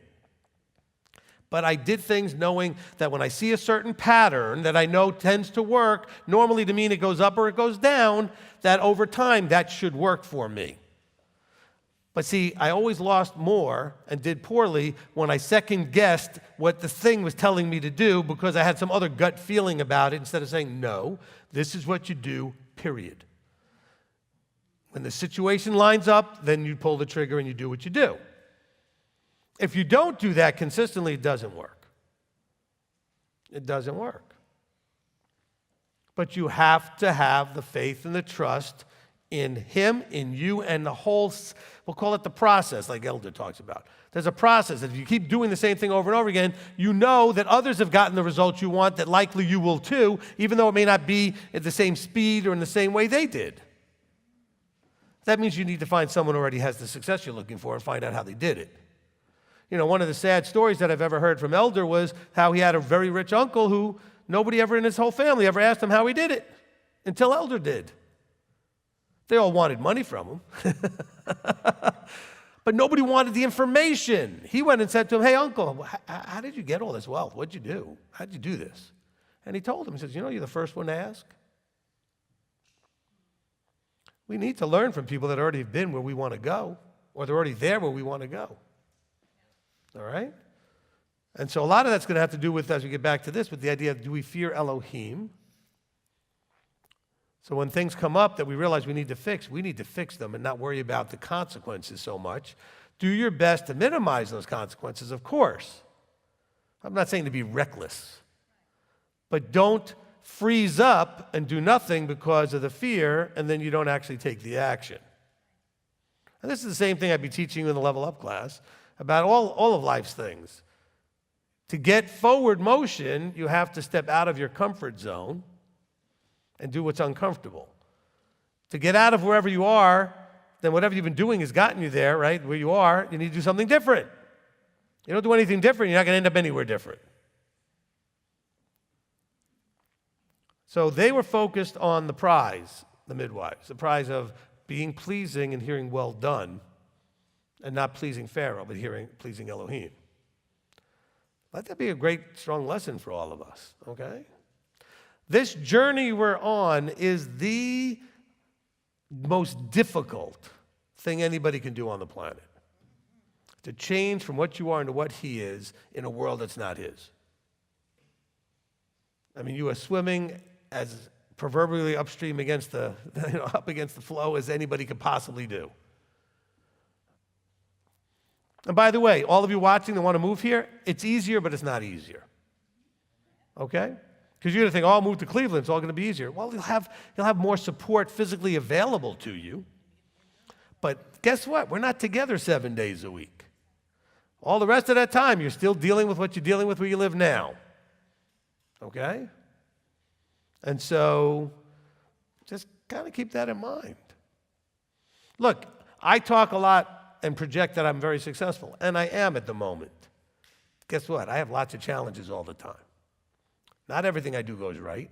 Not everything I do works the way I hoped it would. Not everything, but it doesn't matter at this point to me, not because I'm doing so well, but because I've learned that it doesn't matter. I'll fix it, I'll adjust, I'll learn something, and I'll move on. That's what matters, okay? That's what really matters. And so let's be like the midwives, fear Elohim. No matter what happens, no matter what comes up, okay, no matter what the situation is, make the right decision because it's the right decision. Okay? Well, I don't know what my mother's going to say. No, you do it because it's the right decision. Well, she's not going to agree. Are you worried about what she thinks or what he thinks? That's your problem. Your problem is, you know what? We have the verses talking about double-mindedness. You're of two minds. The mind that wants to align with him and the mind that wants to please everybody else. But what am I going to tell her? What, does it really matter? But I don't want her to get mad at me. She is or she isn't. Do you understand that Yeshua said that choosing him over the rest of the things going on is going to set family members at odds? Making enemies out of family members? He said that. He didn't say, by the way, this could possibly, he said, this is going to happen. I believe him, and I see the evidence of it every day. Family members having issues because of the choice of one or more of the family members to walk this way instead of walk the old way. But you don't, see, here's the thing. I think I figured out the problem. You're all afraid of the pain. Stop being afraid of pain. You know, some of you understand physical pain because you used to have the saying back in the 80s, no pain, no gain, when you're trying to work out, which is really stupid because if it hurts, you've gone too far. You should be sore the next day, but you shouldn't be getting pain while you're doing it. All right? So they don't understand working out. I was a personal trainer. I can tell you these things. Okay? Some of you are making a list. You're like, how many jobs did you have? Lots of jobs. Okay? But you see, there is no growth without some pain, discomfort we'll call it. Okay, we don't want pain, we want discomfort. So it's going to be very discomforting or uncomfortable to do certain things because it's not going to be comfortable when mom's mad at you, dad's mad at you, your brother's mad at you, your sister's mad at you. Somebody's mad at you because of your choice to walk this out. And is that going to shake your tree? Go back to the parable of the sower of the seed. Are you going to be choked out by the worries and cares and all the fears and all the other things? What kind of ground are you anyway? Oh, I'm the good ground. Well, he's going to see whether that's true or not. Deuteronomy 8:2 says he's going to test you to see so you can prove where your heart's at. Go back and listen to baptism of fire. And understand that's not a charismatic thing for all you listening out there. Someone like I got all excited. Oh, he's going to be. No, it's all about trials. The baptism of fire is a test to see where you're at. Okay? In other words, you're being immersed in a fire to see if the dross goes off and the gold remains. Okay? But look, if you have this giant thing of raw material, and after the dross comes off, there's a little tiny nugget at the bottom, that's probably a problem. Okay? We need to keep getting so that when we do that and we go through the baptism of fire, there's a lot more of us left after whatever comes off the top. All right? Just trying to give you every possible imagery you can get for these things. This is not easy. That's why I can't imagine. We read this, I said, can you imagine being these midwives? Could you imagine? But they feared Elohim. That's incredible. Those are some of my heroes right there. Okay? To do that in the face of everything else. Some of you think you're being a big hero because, you took your tree down. All right, that's good. Maybe that caused a little strife in the house, maybe it didn't. It's more your emotional challenge. But when you can tell people and face that, see, especially down here in the South where almost everybody's got like 15 relatives that are pastors. I meet people like, oh, you don't understand. My father's a pastor, my sister's a pastor, my brother's a pastor. I say, okay. So what? Why is that relevant? Oh, because it's going to be so hard.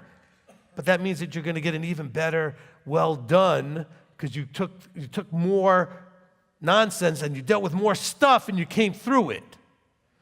That's to be proud of. All right?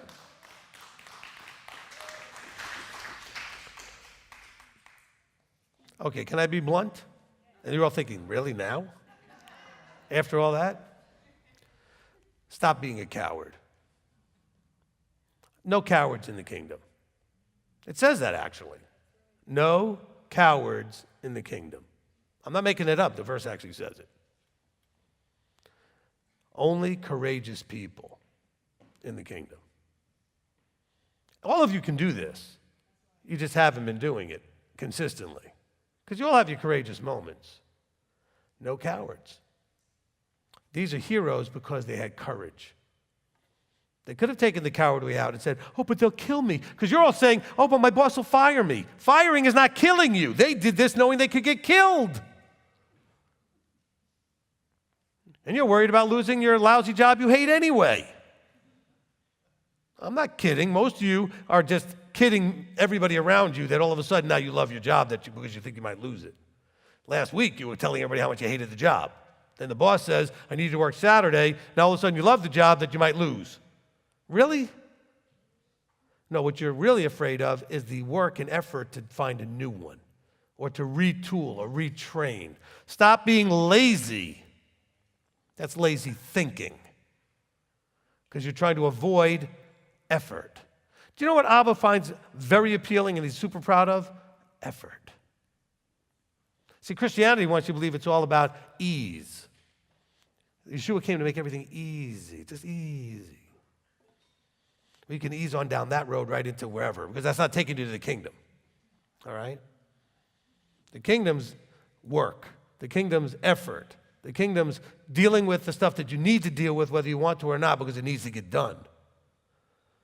Would you say discipline's a part of the kingdom? It takes discipline to do what needs to get done when you don't want to do it. It takes discipline to do what needs to be done that you don't want to do, you're afraid to do, and it's going to put you in a very uncomfortable place, but you do it because it's the thing that needs to get done. So when people ask you why you keep Torah, he says, because I do what's right because it's right. Okay? And I know it's right because what he says is the definition of what's right. Okay? He defines right and wrong. It's not that complicated. So you guys didn't know you're getting a sermon today, right? And we're only on my third reference. All right. We'll skip that one. Let's see. Go to Exodus 2 and verse 3. All right. So this is just an interesting thing to point out. So when she could hide him, okay, this is, Moses and his mom is wanting to hide him. And she goes and she took an ark of wicker for him and coated it with tar and pitch and put the child in and laid it in the reeds by the edge of the river. So in a sense, the deliverer is being protected in an ark. It's kind of supposed to reference us back to Noah and the ark in Genesis 6:14. Okay? So in 6:14, it says, make yourself an ark of gopher wood and make rooms in, etc., and cover it with tar. That's part of the way you put it together. So evoke that kind of a thing. The idea of rebirth coming out of water, right? Because at the end of chapter 1, in verse 22, it says, throw every son who was born into the river. So it's pointing to the idea that water is death. That's why we use the watery grave as a symbol, right? Water and death are connected there. 2:11. In those days it came to be when Moshe was grown that he went out to his brothers and looked at their burdens, and he saw a Mitzrayite beating a Hebrew, one of his brothers. Okay, so this is something that kind of frustrates, it should frustrate you to some degree when you watch all of the Ten Commandment type movies. Very few of them show you that he knew these were his brothers. They make a big deal out of this, like, oh, I'm a Jew? I'm a Hebrew? Before there was a Jew, right? I'm a Hebrew? No, he knew who he was. He was nursed by his mother. I mean, he knew who he was. And so this is important that we get that, because now he's going to get awakened to understanding certain dynamics there, because he sees a Mitzrayite kill one of his brothers. Okay? This is the big deal. He says, and he saw a Mitzrayite beating a Hebrew, one of his brothers. So he knew who these people were. He didn't know what he could do about it up to this point. I don't know how old he was, at what point he might have understood certain things, but here he's at a point where he's going to take matters into his own hand. Okay? And so when you see it in the movies, it makes, you want to think, wow, what a heart of Moses to care about this guy he doesn't care anything about, doesn't even know anything about. No, he saw them as his brothers. He knew they were his brothers. We don't have a big scene playing out earlier where he gets this revelation that he's a Hebrew. So he knows all along that what he is. That was never held secret from him, according to what we see here. One of his brothers. Verse 12 through 14. Okay, so he looked this way and that and saw no one, so he killed the Egyptian. And when he went out on the second day and saw two Hebrew men fighting, he said, why do you smite your neighbor? And they said, well, who made you head and judge over us? Do you intend to slay us like you slew the Mitzrayite? And then he said, truly this matter is known. So now what do we have going on? This is like the verses we read, that what is hidden will be revealed. There are verses that say exactly this, right? And so let that be also a lesson to you. You think you're getting away with stuff, but you're not. Nobody saw you. You look this way and that, but you're not. You're sitting at home by yourself and you're on websites you shouldn't be on, but you're going to get busted. It's going to affect you, and Abba sees everything. Okay?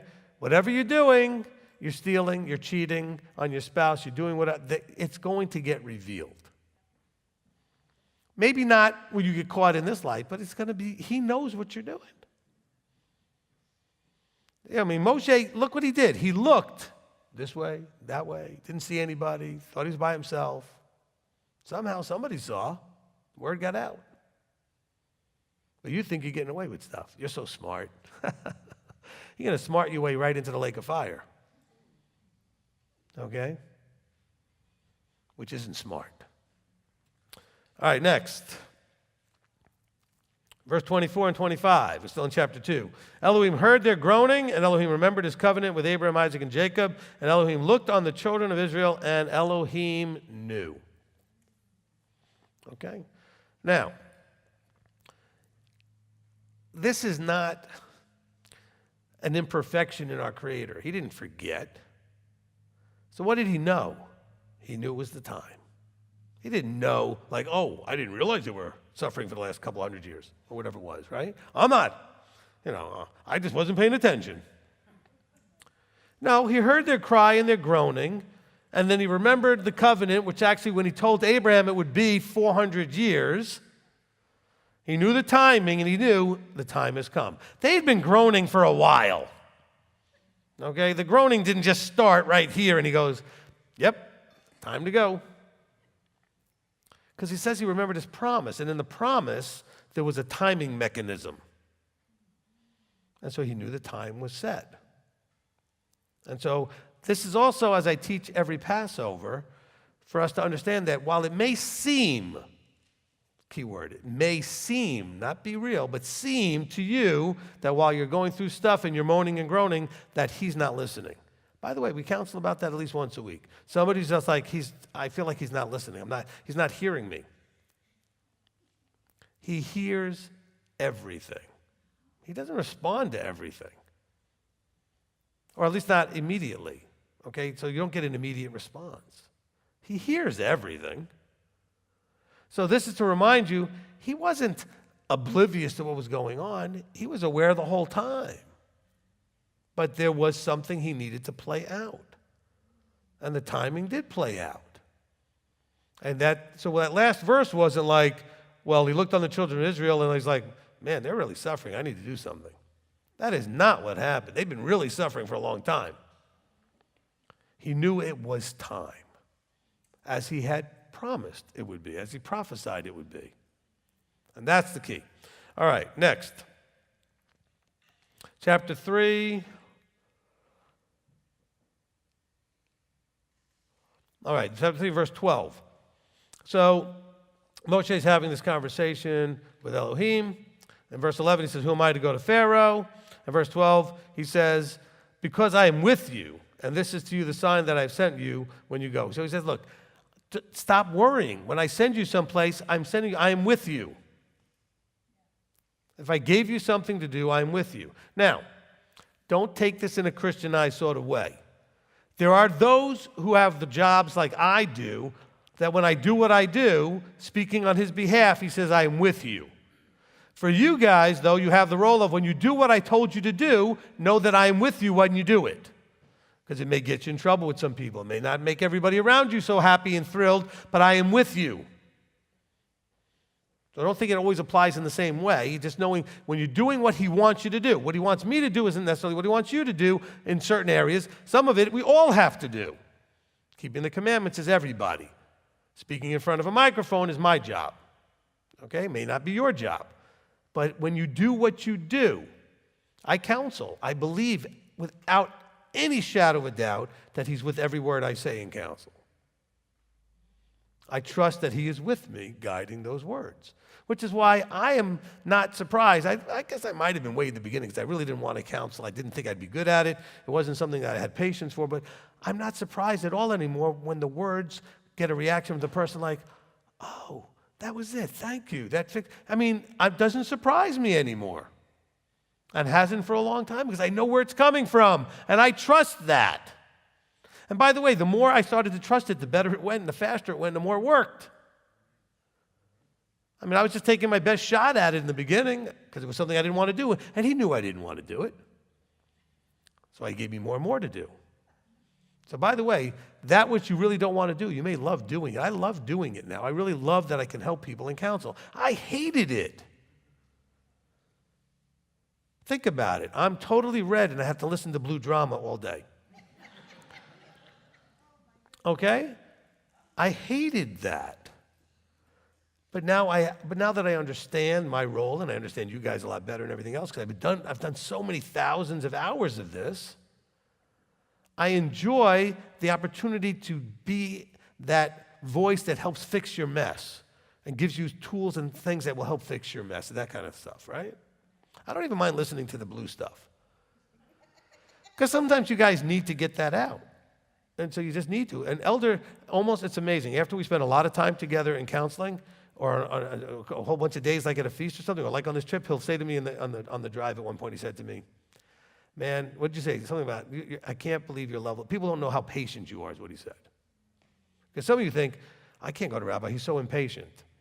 You have not counseled with me, okay? Because that's a side you don't get to see from the microphone maybe. But I always appreciate when he points that out because I know he's watched how I handle whatever I handle. And he said, every time, he says, you are just so patient. He says, some of these people, boy, I just... And so some of you are thinking, really? That's why I didn't go to counsel with you. I thought you were going to be all impatient and just smack me around. I'm not going to do that. Okay? I might get loud with you, but you know when I get loud with people? When the noise in their head is loud. And I have to be louder than the noise. If the noise in your head isn't that loud, I'm quiet. I talk like this, very soft, a lot of the counselings. Okay? But when that noise starts getting real loud and you start having that noise come out of your mouth, I have to be louder than the noise. And then the noise shuts down, and then we get to go forward. So the volume is dictated actually by you. Okay? I only get as loud as is necessary, and I don't like to get loud if I don't have to. Anyway, but the trust, okay? So he says, I am with you, and this is the sign I'm going to give you. You know the sign I get is the reaction on your face after the counsel. In other words, that it's almost like a burden was lifted, insight was given, a path to go on was now seen, forward and out of the mess, or whatever it was. And sometimes I love the look on the face when it's something that was done in 5 minutes, like, it's fixed. I'm like, good. And they look like, but it's only been 5 minutes. Why should it take longer? We call that speed counseling. And by the way, speed counseling doesn't mean I did anything to make it go faster. I just got right to what the issue was and fixed it. Or at least told you how to fix it, type of thing, right? When I say fixed it, I'm not fixing anything. I'm helping you see what the real problem is, and then a solution presents itself. Most of the time is because you think the problem is A when it really isn't A. There's something under that. And I help you see what the real problem is. Anyway, enough of that. In 13 and 14, verses 13 and 14. Okay, Moshe says, Elohim, see, when I come to the children of Israel and say to them, the Elohim of your fathers has sent me, they're going to say to me, what is his name? What shall I say to them? And Elohim said to Moshe, I am which I am. And he said, thus you shall say to the children of Israel, I am has sent me to you. Okay?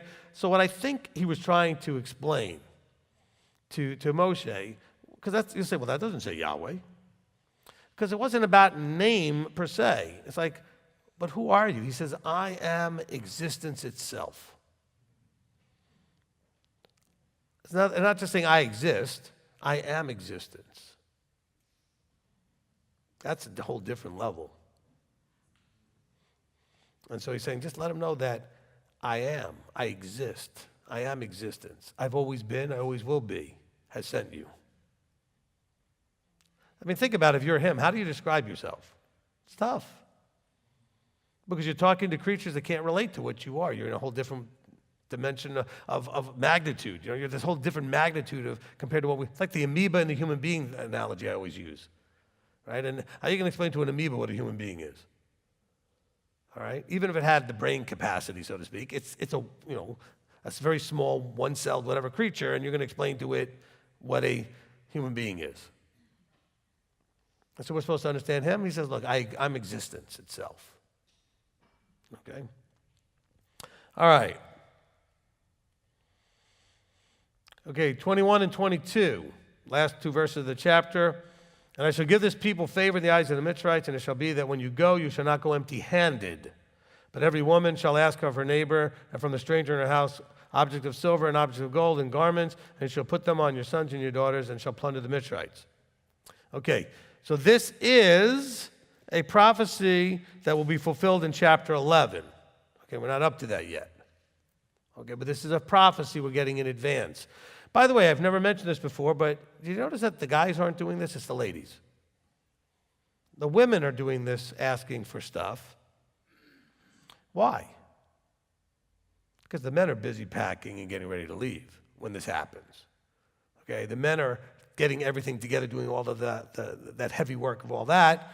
The ladies are going in asking for favor and items. All right, good.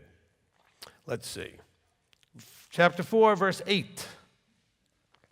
And it shall be, if they do not believe you, nor listen to the voice of the first sign, then they shall believe the voice of the latter sign. So what's the whole idea of voice of the signs? In other words, the idea of revelation, what did I tell you about revelation? You have to receive it and then act upon it. So he's talking about the voice. They'll hear the voice. In other words, they'll receive the sign. They'll hear the message that was meant to be conveyed. Elohim is, and I've been sent by him. So that's the voice. In other words, what is the sign supposed to be telling them? I was sent really by Elohim. He really exists, and he really sent me. And this is a sign to prove that. Okay, so that's why he's using this word. It's just an idiomatic phrase. He's saying the voice of. Okay, so don't get confused. There's no sound happening here, but it's supposed to be speaking to them. What they see is supposed to tell them something. Tell them what? Elohim exists. He spoke to Moshe, and he sent him. Okay. All right, verse 16. And he shall speak for you to the people, and it shall be that he shall be a mouth for you, and you shall be an Elohim for him. Okay, so verse 16, it says an Elohim. So again, we're using metaphors here. So how does Elohim work? Okay, there's the top, which is the Father. It does not mention that way here, but it's just Elohim refers to that which is in the above. And then there's those that are the voice for Elohim. Okay, so when you speak on someone's behalf with their full authority, then it's like they're Elohim and you're the prophet or the spokesman for them. You're the voice. See, Yeshua is the voice of the Father. Okay, Yeshua said, I only say what he tells me to say. I'm the voice of the Father. And so he's saying here, in type, matching up with Elohim and the Son, etc., he's saying, you are going to be the voice for Moses. You're going to speak, but what you're going to speak is the words from him. All right? Let's see, then in verse 10, 10 through 12, Moses says, oh, Yahweh. He says, wait, I guess I jumped to 16. I forgot the first verses before this, sorry. 10 through 12. He goes, Yahweh, I'm not a man of much words, and neither before nor since, have you spoken to your servant, for I'm slow of speech, slow of tongue, and all right, look. And Yahweh said to him, he goes, who has made your man's mouth dumb, or who makes dumb or deaf or seeing or blind? Is it not I? And now go, and I shall be with your mouth and teach you what to say. Oh, please don't send me. Look, I don't know what kind of speech problems he had. Okay, this is just him sounding like everybody else, a whiny, complaining, excuse-making coward. That's what he was at the moment. He wasn't yet the courageous hero. Now, he could have been courageous about lots of things, but speaking to people and representing, this was not his thing that actually he wanted to do. Don't make me do this, because I'm afraid I won't know what to say. Okay? And so then he says, fine, I'm going to give you Aaron. And by the way, I don't see Aaron saying anything after that. Which, by the way, he may have, because anywhere it said, thus said Moses, it may have been Aaron. Because he may have been now the spokesperson for Aaron. Because whenever Moses said, thus said Yahweh, Yahweh wasn't speaking, Moses was. He was the voice of Yahweh. Or was it Aaron? I'm just saying, don't get hung up on all that. But what you see is the man is human. The man who's our great hero, the man that does incredible things after this, had his human moment, saying, I can't do this, is what he said. I don't speak well. I'm slow. I don't, He's like, not if I put the words. You'll be fine. Who makes the dumb? Who makes the deaf? Who fixes it? Me. Don't worry about it. See, all the things that you're saying, I can't do, that he's told you need to do, why are you worried about it? Don't sound like Moses here. Sound like Moses later when he just did everything he was told. This is early on. He's still trying to, see if he can negotiate a little bit. He's like, whoa. I was okay up to this point, but no. I'm not going to be talking and having words to say. And having words to say, every word we're reading, he wrote. Right? He wrote all this. Okay. So that's an important thing. Slow of speech, slow of tongue. So Moses was having what? Emunah issues. Right? Emunah issues. Okay, you know what this could look like? Yahweh told you to move to Cleveland. I'm not saying everybody needs to move to Cleveland, but some of you, he's told you to move to Cleveland, but you don't have the emunah to do it. Because you're slow of speech and all these other nonsense excuses. If Abba's told you to do something, trust that it's doable. It'll work out. You just do it anyway.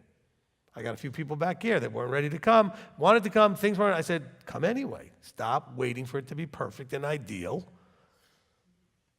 I didn't say come and just expect me to take care of you. Come anyway and work your you-know-what off and make it happen. Okay?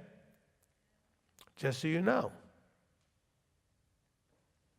Oh, and by the way, I came up with a saying today. I'm not sure I could say it on the live stream. I'll try and find words that work. I'm going to try.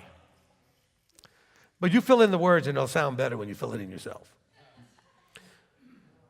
For all of you that get sort of over-spiritualizing everything, okay?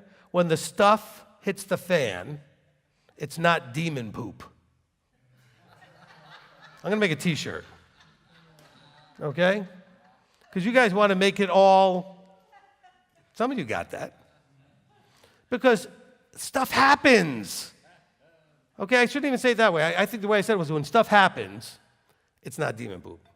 Because stuff just happens sometimes. So people are like, everybody's under attack all the time. Oh, I'm under attack. And then I ask them, what do you mean you're under attack?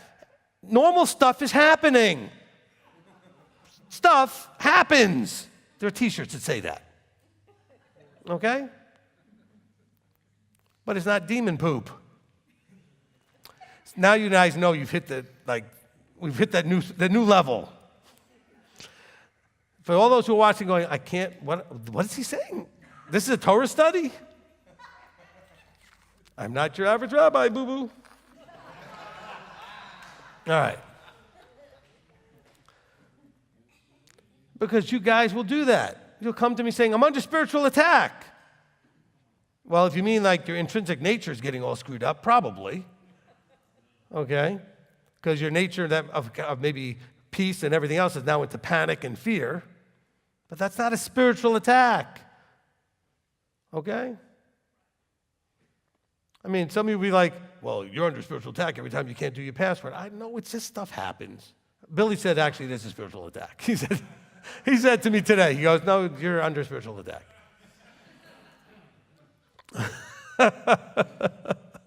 So somebody hopefully was blessed by that concept that stuff does happen, but it doesn't mean it's from the other side. It just means that stuff happens sometimes. Solomon said this. He said, time and stuff happen to everybody.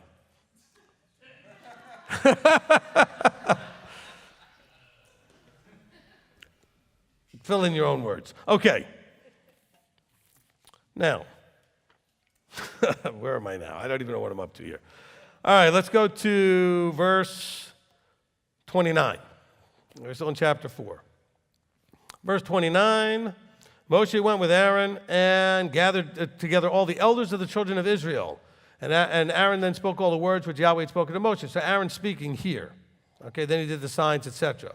Now, so we have going on here is that Moshe, watch how this works. I told you about the vertical structure. Right? Yahweh gave it to Moshe. So he gave it to Moshe. Aaron is now speaking. Who is he speaking to? Everybody? No, the elders. So the vision is shared down the vertical chain. It's not just speaking to everybody. Okay? Moshe shares the vision with the elders. This is absolute evidence of vertical structure being taught already here. Okay? I see that I also mentioned in another verse. Let me just see what that verse shows. Oh, in verse 3:16, right? In Exodus 3:16, go and you shall gather the elders of Israel together and say to them, Yahweh, Elohim of your fathers, etc., appeared to me saying. So again, gather the elders, share the vision. Share the information down the vertical structure. All right, good. Because sometimes people say to me, you're just making this vertical structure stuff up. It's here, okay? He's speaking to, and then it gets disseminated to everybody else, right? It goes down the chain, down the vertical structure. All right, let's see. Verse 31, it says, and the people believed. The people believed after Moses took the message to the elders, and the elders gave it to the people. And then the people believed. How unusual. I told you about my notes. How unusual. They had their moments where they did. Now, why did the people believe here and not at other moments? Because this is you. I'm talking about you here by using them as a metaphor. Why did they believe here and not at other times? Why? Come on, think about it. The signs and the things that were shown, what was the people's reaction? Hope and optimism to get out from under something that they really didn't want to be in, right? In other words, wow, we can get out from under all of this stuff. That's what you believe. You believe when it's news you want to hear. But what about after this when things start to go sideways? Where'd their belief go? See, our belief is great until the stuff happens. Okay? Then our belief goes sideways. When the stuff starts to go sideways, are they under spiritual attack? No, they're actually under worldly attack. Pharaoh's attacking them. If anything, Yahweh's allowing it or causing it. But I mean, they're under attack because he's trying to see, are you ready to walk out and be my nation? Are you ready to stand up and have a spine? He said, I don't need cowards. I need men and women who believe. That takes courage to believe. Okay? Belief actually takes courage. It doesn't take any courage here when Moses is first doing signs and wonders and sharing it with the people. That didn't take any courage. That was like, yay, as you would be until you realize, wait a minute, my whole family's going to hate me and everybody's going to be mad and my job is going to be in jeopardy. Now all of a sudden you're not so strong in your belief. And the courage went right out the window. True or true? I didn't want to give you a choice. All right, so next we want to go to chapter 5. We got 3 of them there real quick. Chapter 5 and verse 2. So this is the Pharaoh that didn't know Joseph. Well, now listen to what he says. Who is Yahweh that I should obey his voice? In other words, you, the spokesman for Yahweh, and let Israel go. I don't know Yahweh, nor am I going to let you go. So this Pharaoh is telling the spokesman or the voice, I don't have a relationship with your Yahweh. So why do I need to listen?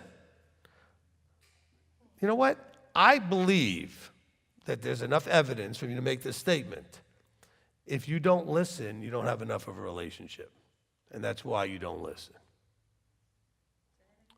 You don't listen because you don't have enough relationship. You don't know him. Oh, I know him, but you're not obeying the voice. See, he's telling you in this verse, not knowing him and not obeying the voice are connected. Okay? Because he's telling you, if I knew him, I'd obey your voice. But I don't know him, so I don't need to listen to you. So whenever you don't listen to the voice, it's because you really don't know him as much as you think you do. Lord, Lord, we did all these things, but you didn't know me. You didn't have a relationship with me. You thought you knew me, but you didn't. If you did, you wouldn't have done these things that were lawlessness. Be careful with that. Because he's like, here, at least Pharaoh straight up, he goes, I don't know your Yahweh. I don't have any relationship with him. I don't know him, so I'm not going to listen to you. Why do I need to listen to you if I don't know him? Because you're speaking for him. He doesn't scare me. He doesn't have any. I'm not afraid. I don't have the fear of Yahweh. Well, neither do you when you don't listen to the voice. If you had the fear of Yahweh, you listen to the voice. Pharaoh feared nothing at this point. He wasn't listening to anybody. And by the way, later on, when he's ready to let them go a few times, he wasn't afraid of Yahweh. He was afraid of the people. He was afraid of the destruction. He just wanted the thing to stop. He wasn't all of a sudden fearing Yahweh, awe, reverence, etc. Go listen to Fear of Yahweh teaching a dozen times or more. All right. Verse 8, and again in 17. He says, and lay on them the required amount of bricks, which they made before, but do not diminish it, for they are idle. That is why they cry out, saying, let us go and slaughter to our Elohim. Verse 16, he says, there is no straw given to your servants, and they say to us, make bricks. And see, your servants are beaten, but your own people are at fault. He said, you are idle, you are idle. That is why you say, let us go. Look, a lot of you guys need to own that most of the time you get in the trouble you get in because you have too much free time. And by free time, I mean unproductive or not doing anything. Most of the time, we don't do just nothing. We do unproductive things. So none of us are sitting around doing nothing, because if you did, that'd be more like meditating. Because you don't really sit around and do nothing. which actually, if you did that a little bit, it would actually be helpful and healthy. But you're idle, meaning you're not doing anything productive. That's what idle means. It doesn't mean you're doing nothing. You're not doing anything useful and productive. So stop wasting time, because this is the whiny, complainy thing. When you say, look, they said what? We can't do this without straw. Well, that's the way it sounds to Yahweh. When you are complaining that you can't do something because you need something, or something's going on that you need something, but you're not doing anything but being idle, it's like, well, so what? Why do you want me to give you that when you're not doing anything with what I already gave you? Ooh, there's something for you. Why would I give you that when you're not doing anything with what because you just want to go slaughter to your Elohim. Well, you just want to just be idle and do nothing and enjoy your life without paying any price and being of use to somebody else and being a life of sacrifice for others, etc., etc. You want for you. That's the way Pharaoh's saying. He said, no, you just want to go on vacation. He didn't understand Yahweh and everything else. You want to go and leave and just do this thing and take a vacation. So you're whining and complaining because you got way too much free time. Now, they didn't have that really, but this is the connection that Abba wants us to get. So be careful when you do all your whining and complaining. If Abba's looking down, all he hears is, he's thinking, you're idle. You're just being, you've got nothing better to do than sit here and whine and complain. Okay? Ooh, I wrote something. I think I had Rebbitzin text it to me because I came up with it while I was driving, and she wrote it down for me. Hold on, let me see. You might want to write this down. If your now is not compelling, all right? If your now, what's happening right now is not compelling, you'll live in the past and fear the future. All right? If your now, what is happening right now, is not engaging you and compelling enough to focus you and get your attention and keep you active and focused, you're going to live in the past. Your past is going to be your future, and you're going to fear the future. So you got to fix your now. Okay? And Israel could not go from the moment at the end of chapter 4 where they were like, and they believed, to all of a sudden, it might be a little bit of a rough road getting there. By the way, some of you may have had this experience. Some of you told me this. I don't know how many of you, it doesn't really matter. But some of you had the experience where when you started this walk and really started doing it right, things got worse, not better. Okay? But then because you hung in, it got better. Okay? But you had to hang in there. Because I know Christianity never teaches you this. He wants to make sure you want to hang on. All they care is that you make the altar call and you say you want to be in. I want you to understand, he is going to see how bad you want it. Are you going to cling and cleave and hold fast? And the only way to know that is to blow the wind at you so hard to see if you'll hold on. The storm has to rage to see if you'll let go or not. So when that comes, don't get all depressed and upset.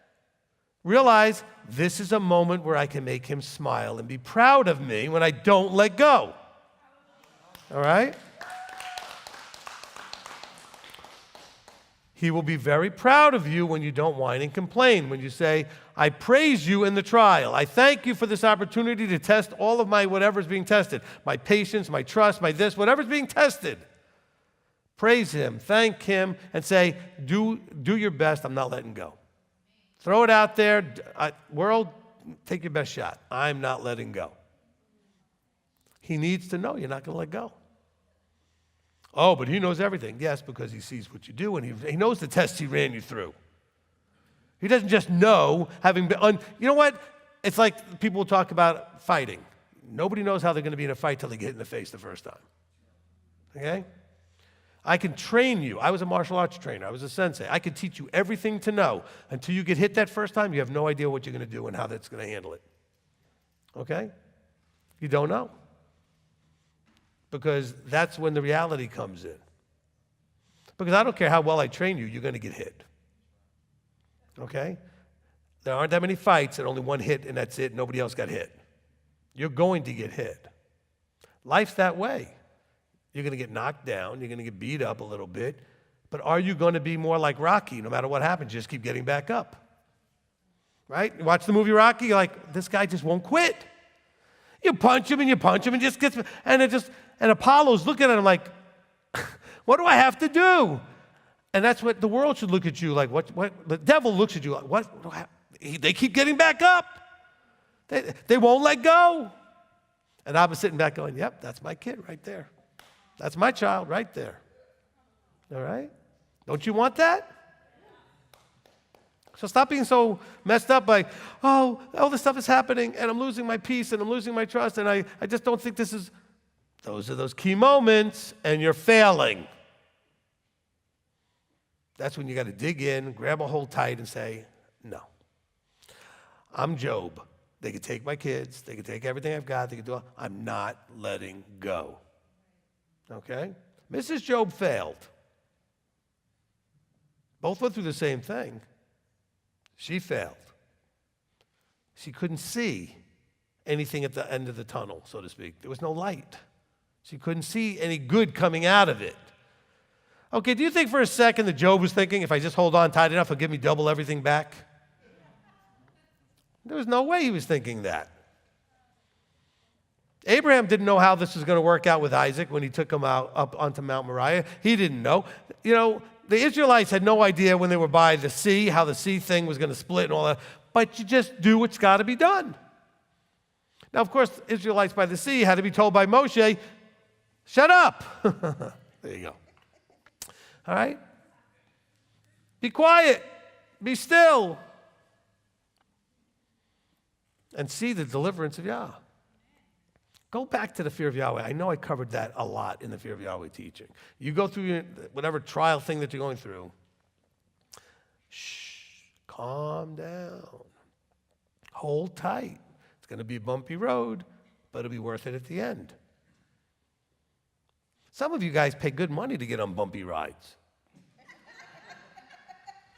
Abba gives them to you for free. And you can put your hands up or not. Don't worry about what the rules are. Some of those bumpy rides, like keep your hands in the car, right? Of course, most of you do this anyway. You got to love it. They always tell everybody, keep your hands in, and every hand is up like this when the roller coaster is going around. Nobody listens. Anyway, last verse, all right? Verse 23. For ever since I came to Pharaoh to speak in your name, he has done evil to this people, and you have not delivered your people at all. Okay, am I in the right chapter, verse 20? Is that the right verse? Yes, okay. Ever since I came to Pharaoh to speak in your name. So this is more proof of your name being about authority. He says, I didn't just go to Pharaoh and say, in the name of Yahweh. He said, I spoke with your authority. Ever since I went to speak to Pharaoh with your authority, this is what he's done to the people. And then Yahweh has to say, there's a plan. Relax. Okay? In chapter 6, verse 1, he says, now see what I do to Pharaoh. I know he's been doing stuff to you. See what I do to Pharaoh. With a strong hand, he's going to let you go. With a strong hand, he's going to drive them out of this land. See what I do to Pharaoh. But I haven't seen it yet. People are suffering. You know, they're all mad at me now. Here I am telling them I came representing you and I'm all this stuff, and now only it's gotten worse. Some of you had that experience when you first started this book. Some of you are having it right now. Like life is not as, some of you are thinking, maybe I should have just stayed where I was and ignorance was bliss, etc., etc. Don't want the blue pill, please. Okay, the red pill took them to reality.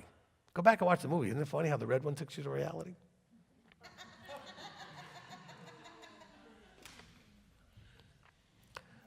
Okay, I'm the red pill. Okay? Don't want that delusion. Don't say I'd rather be back in the bubble. Okay? Don't want to be back in the bubble. All right? Be in that reality. All right, that's my part of this. I hope that was good. If anybody has any comments or questions, we have a little bit of time, so we'll go ahead and line up over here. Start typing in your questions now that the chat has been opened up. And we'll go and deal with all of these things here from chapter 1 through verse 1 of chapter 6. Okay, Shamash Steve Waffle. Okay, it says in chapter 1, verse 10, it talks about, let us act wisely toward them, lest they increase, and shall, when we are fighting, befalls us that they join against the enemy and fight against us. So it kind of made me think, I know we're not in a master-slave relationship when it comes to our brothers and our sisters, but some of us think we need to act wisely lest somebody rise up, because I see a tendency for us to hold others or knock others down rather than raise them up. So maybe that's a way we could improve our relationships with each other, is to look a way to raise up our fellow brother and sister rather than knock them down. Okay. I don't even know what to say, because you took something that makes no sense and made it actually useful. So because it's really a stretch from what it's talking about, but we still brought something great out of it, so I appreciate that. But look, what you need to know is understanding it, because if you understand that the people that came in and took over Egypt were more understanding from a military point of view. Remember, Joseph grew up in there, like his family was brought there to live for all these years. They were a part of the community. This new group came in and they said, oh, this people, if there's a lot of them, if they were to rise up and join forces, they'd throw us back out.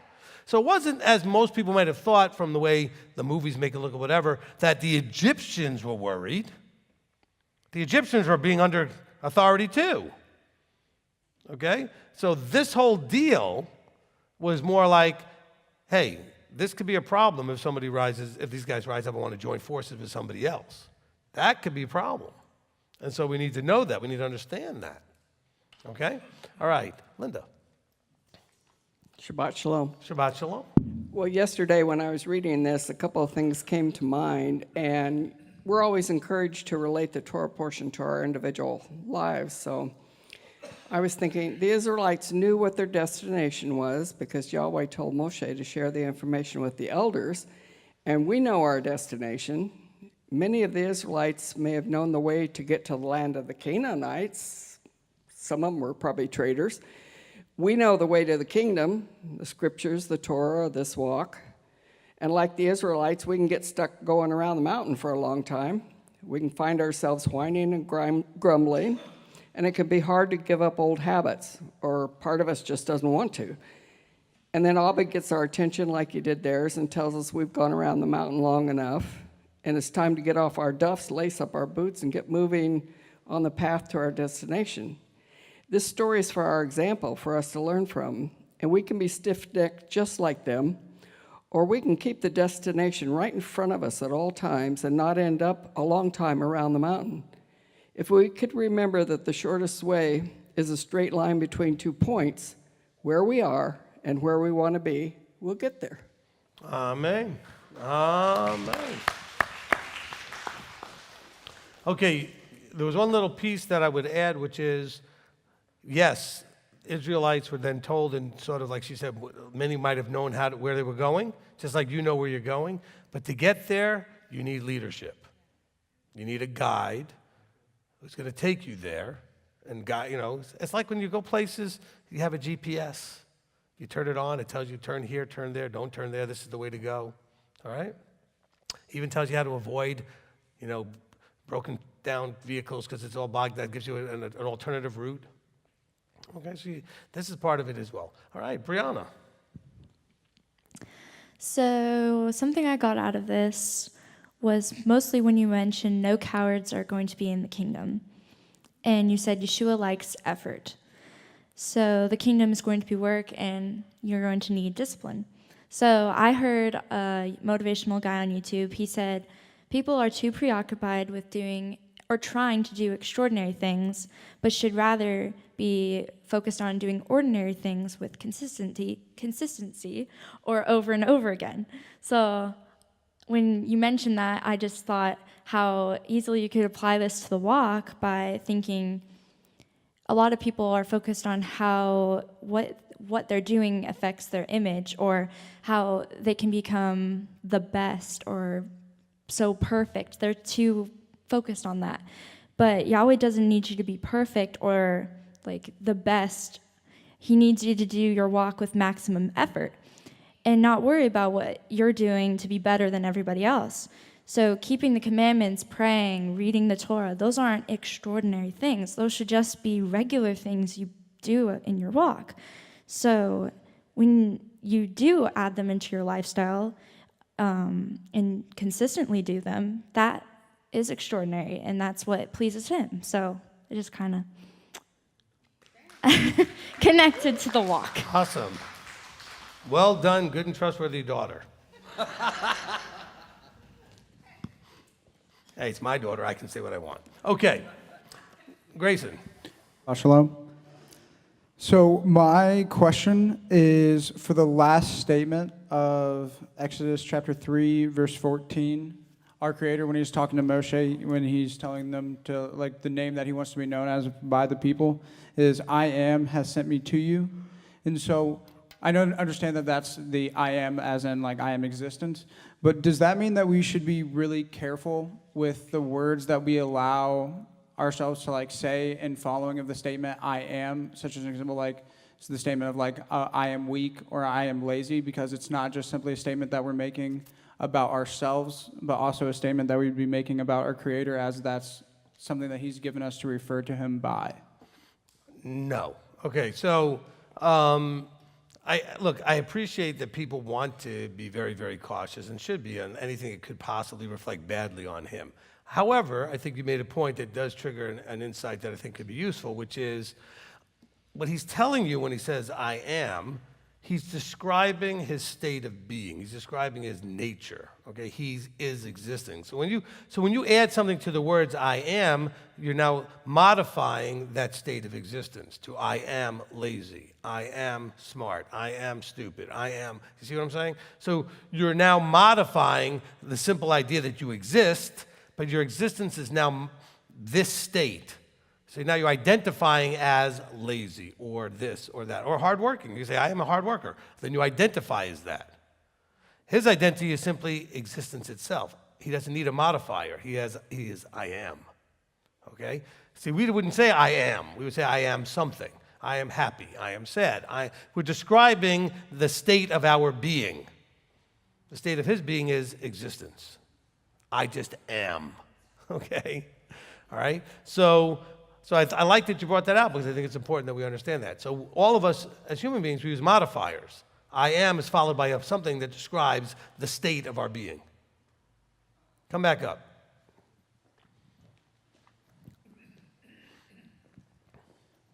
So you say that we use a modifier, but when Moshe approaches the burning bush, when the bush says Moshe, he responds with the statement, here I am. Right. And then there's no modifier. No, but he's saying here, that's the modifier. Here is my being. He doesn't have any modifier because he's everywhere. All right, thank you. Okay, so that's a good point.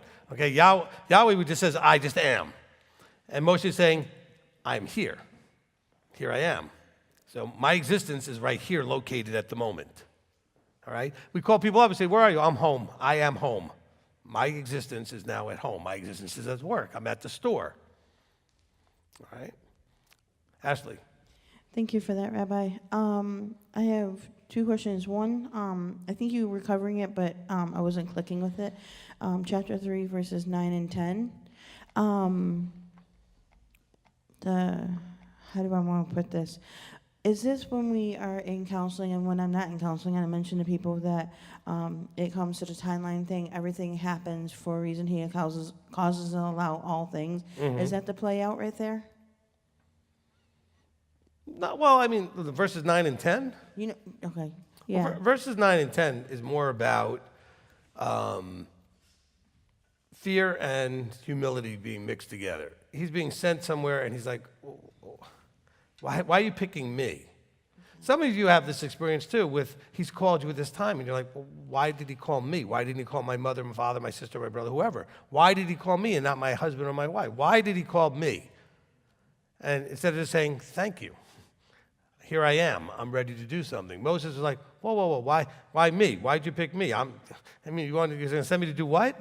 I'm not qualified for that. I'm not ready for that. See, we all have those moments where we feel those things. And so I think that's more what's going on there. Okay. Okay? Thank you. You're welcome. The other thing I wanted to ask you, and you kind of touched on it earlier, and when we talked earlier, when you're scared, that's the right thing to do.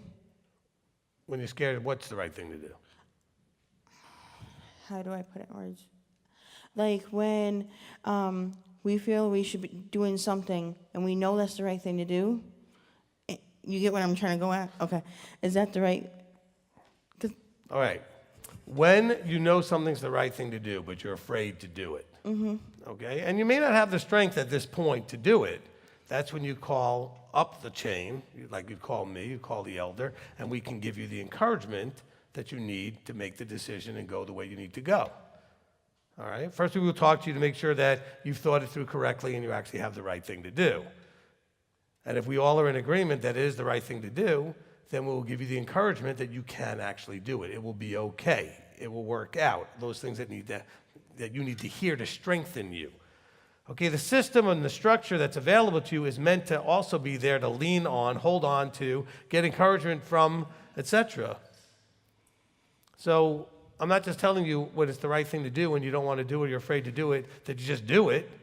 I mean, if you can, of course, but if you really are not quite where you need to be yet, then you need to say, I know there's something I need to do, and this is what it is, and I know I need to do it, but I'm really having a hard time.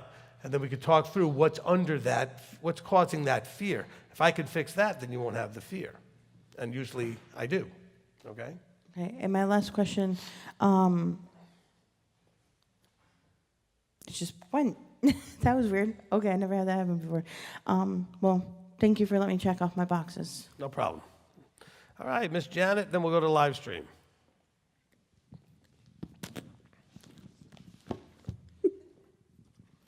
Sorry.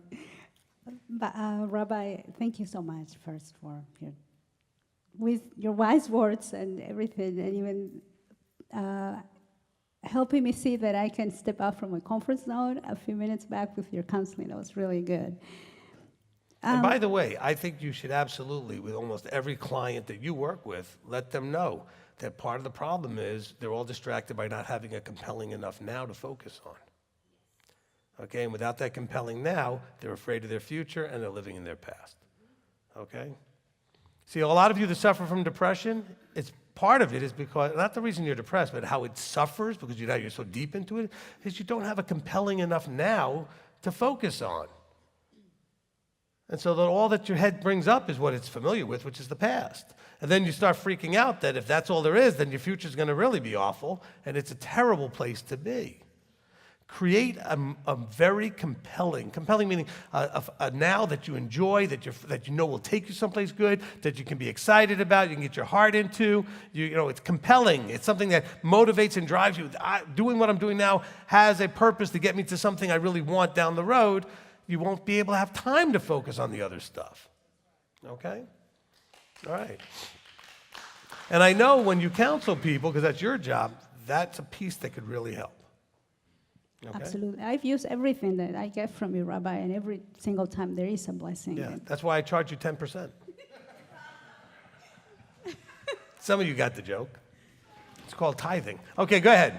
So, yes, we're really blessed here. Rabbi, so when you were saying, you were talking about the storm has to rage to see if you let go or not, right? Mm-hmm. So, and then what happened with the mistress, you were saying they were groaning and groaning and groaning forever, right? Until finally the deliverance came. So is that the way, like during the trials,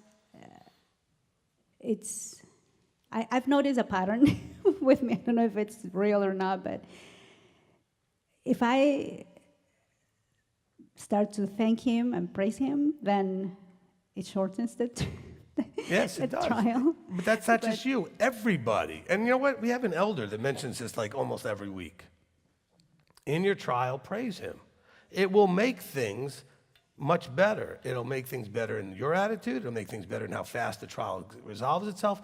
It's a part of the solution. It's not always the solution, but you know what? Sometimes it is the solution. Just praising him fixes things. All right? Yeah. But here's the catch. You have to mean it. I mean, you'd have to actually praise him. And if you praise him, because sometimes he's just, maybe you haven't been praising him like you should, and then he gets your attention, now you praise him, it's like, good, that's what I was looking for, now you can have your life back, okay? It may be the one thing, now it may not be the only thing, but it may be the one thing he's looking for at that moment to get your attention because you're not praising him like you could and like you should. You're not appreciating all the things he does for you. And all the things he's gotten, that he's gotten you through to get to the point you're at now, but now you're already spoiled with now, and you forgot about all the wonderful things he did up to this point, because now you don't have what you want the next level, and so now you're getting all whatever nonsense going on, and now you need to say, whoa, I got to praise him. This is the Dayenu moments. Hey, if I never get any further, praise you, it would have been enough if just getting me this far. Okay? All right? That's important. Look, I'm going to say something that hopefully everybody figures out and understands. Probably none of you, don't get mad at me, are going to die feeling like you finished everything you needed to. So stop holding that up like as any kind of a thought and frustration. You're supposed to just keep trying until the end. All right? You won't have, there's not enough time to get it all done. But he's going to watch and see how much of it you wasted and how much more you could have gotten done, but you didn't bother to make the effort. Okay? Because I know sometimes people that just think about sort of as they go, especially if you're older, and start thinking, well, am I going to have enough time to get it done? It's not about having enough time. He called you when he called you, knowing that whatever is going on in your life. But that's why, since you don't know if you're going to get hit by a truck, you don't know if you're going to have a heart attack, you don't know whatever's going to happen to you, you got to do the effort, because what he's watching is the heart and the effort. Because if that's really the true essence of you, then whatever you've done, when he gives you whatever he gives you to do next, he knows that heart and effort will be there. Okay? He's also going to know if you're lazy and you're really not wanting to do it and everything else. Okay? So that's really what it's about. All right, Janet? Thank you, Rabbi. Yes, in what you said, he knew the time, right? It's not like he forgot about them, so he knew the time when he was going to call us, which is really amazing. Because it was 5 years ago, so I already had lived my life, half part of my life. So that's really amazing. He knows the timing. Okay? Yeah. And it wasn't just a random timing either. Remember, he told Abraham a timing. Okay? And he was going to keep his timing. He knows exactly when Yeshua is coming. We just don't. But he already sees how this is playing out. All right? And since you're the representative of I believe you are. You are the voice of Yahweh. To me, you are. So the here I am, like when we're here, and there's opportunities to serve, where you need our service, so that should be part of our response, right? Always, here I am, what can I do? How can I help? Right. Absolutely. Look, if the person in front of you, me in this case, right? But if the person in front of you is truly anointed, appointed, and a voice speaking, then you should be treating what comes out of their mouth as it's coming from him. So if we tell you we need help with something or volunteers for something, everybody should want to be that person. And I watch some of you avoid it like the plague. But what you're bringing on is the plague. I mean, it's amazing. I've got people who have physical challenges that volunteer way more than the healthiest of you at times. It's amazing. I can't stop them. And the other ones I can't get up and go, which makes no sense. But we're dealing with human beings, you know? But I think that the person with the challenge has a different perspective than you do. They're not as spoiled. They appreciate what they do have, because what they can't do anymore, they don't have is, they want to make sure they don't take for granted what they can still do, and when they still want to feel useful, they still want to do. Where the rest of you are just living life and you're healthy and you could care less. You're not listening from that point of view. And, it should not be a consistent conversation where myself and some of the other leadership turn around and they're not listening.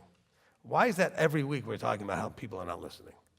And you might be thinking, well, it's not me. Well, it might not be you. But you need to know, in a body this size, there's a big chunk of you guys that aren't listening at times. Not always, but at times.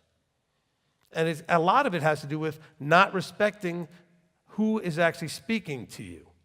It's not me.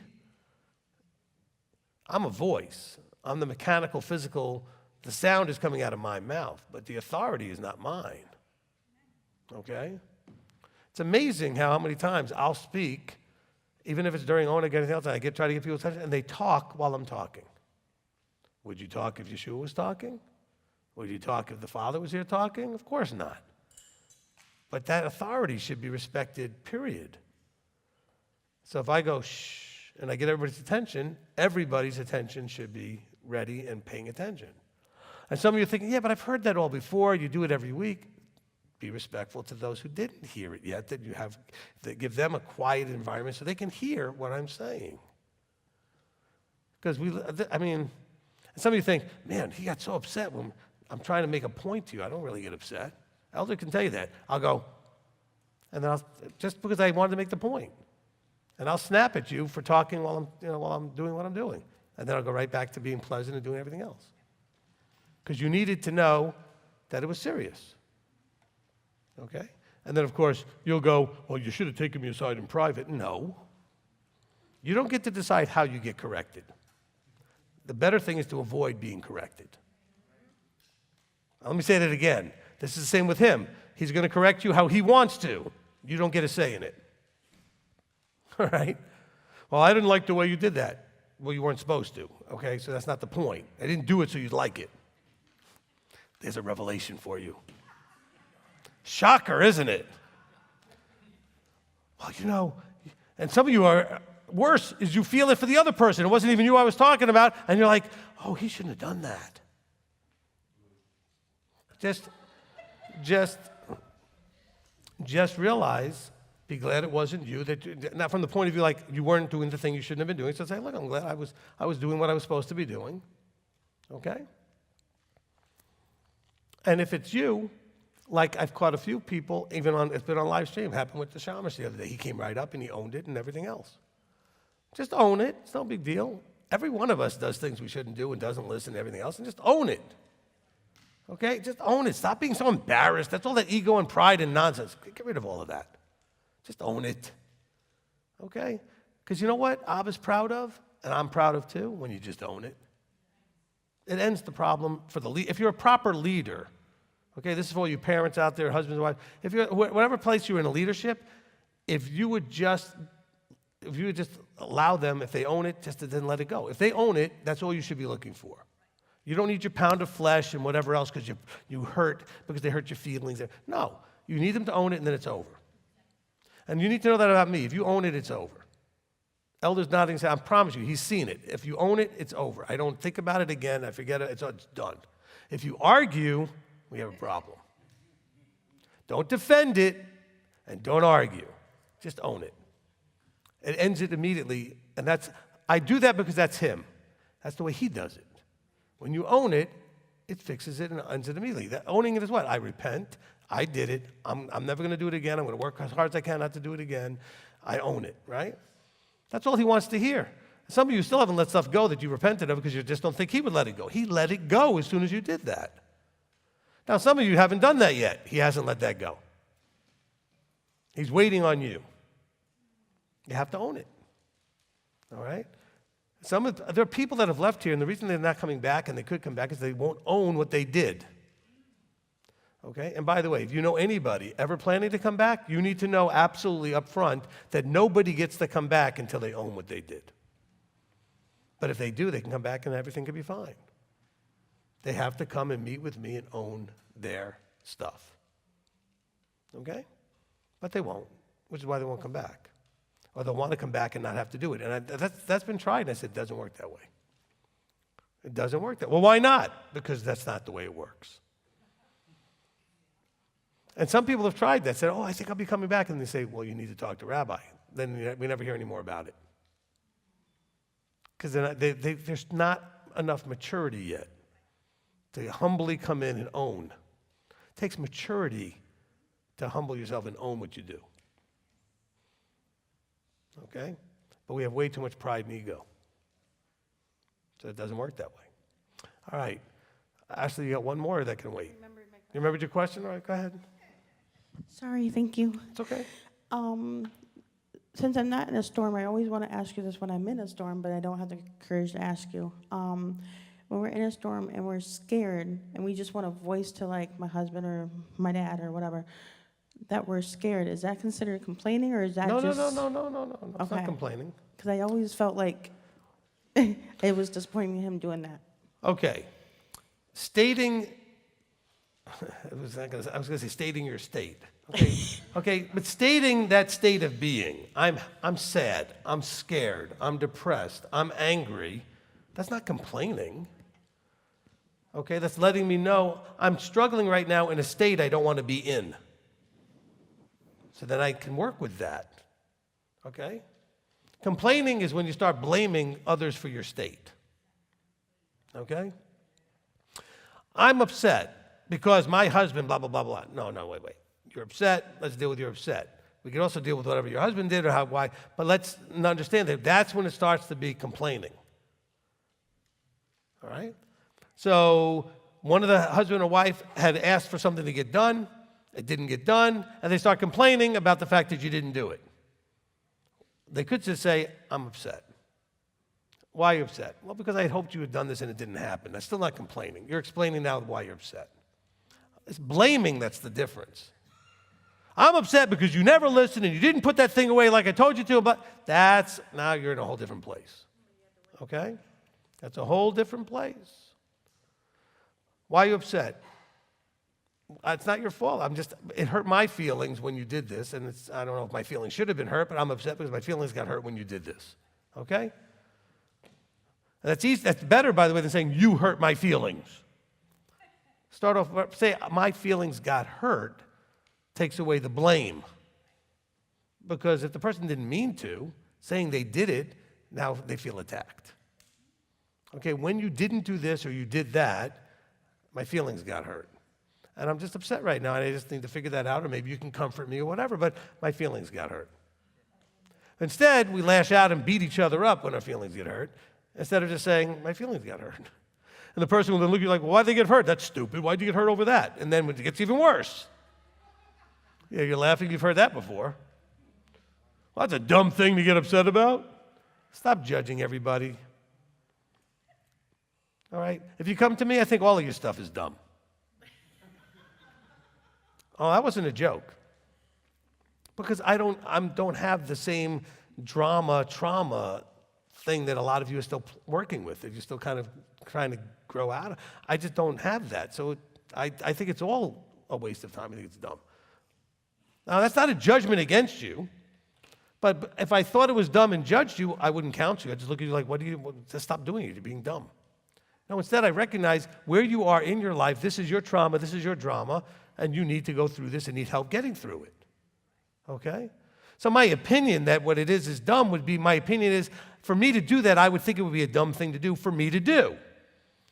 For me to say it to you, no, I think you're dumb. But you're not. You're who you are, where you are, and that thing that you're dealing with, you're not really able to deal with like you should at this point because you need skill sets and you need other things that have to do to resolve that challenge. Okay? So somebody might say, do you think it's dumb? And I'm not going to say, no, I'm not going to say that it's real for you. Okay? So that's respectful. All right? And so that's the way you would treat it. Okay, does that help? Yes, thank you. Okay, you're welcome. All right, so I don't want everybody thinking, when I come to Rabbi, he just thinks I'm being dumb. No, I don't. Okay? I don't do those things that I would label that way because I think they would be a waste of time and foolish and dumb for me to be doing. In other words, dumb meaning it's non-productive, or not only worse, it's going to make it worse.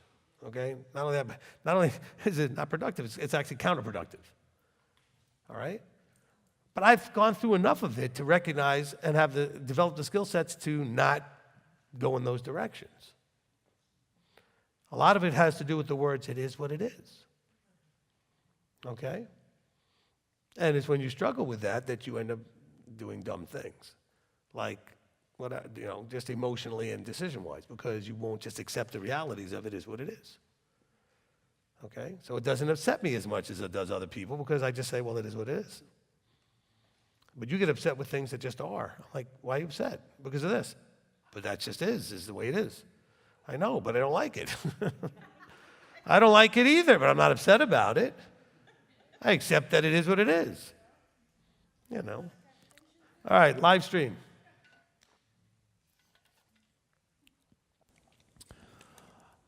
Okay, Greg Wallen, just to clarify, Exodus 2, verse 12, is this murder in the first/worst degree? Yeah, I mean, I don't know the legal terms. I mean, this was definitely, he knew what he was doing, and he went out there and he was angry and he killed the guy. I don't know if he just was beating on him and he didn't mean to kill him, and that was what happened. But he basically popped his cork, as people can, and the end result was a dead person. Okay? Now, he knew he was going to beat him pretty good, because I guess in his position, beating somebody might not get him in a whole lot of trouble. So he looked both ways before he did it, so to speak. He made sure nobody was around. Okay? But as to being in the first worst degree, I would say it would be on whatever highest level that would be. I mean, he wanted to kill the guy, I believe, at that point. Which is kind of why eventually you see him pray to Yahweh when the Israelites are doing enough to make him a little crazy. He said, please kill me. Or before I see my sin, before I do something I shouldn't do. Because he wanted to start killing some of them. He had an anger problem, All right, next.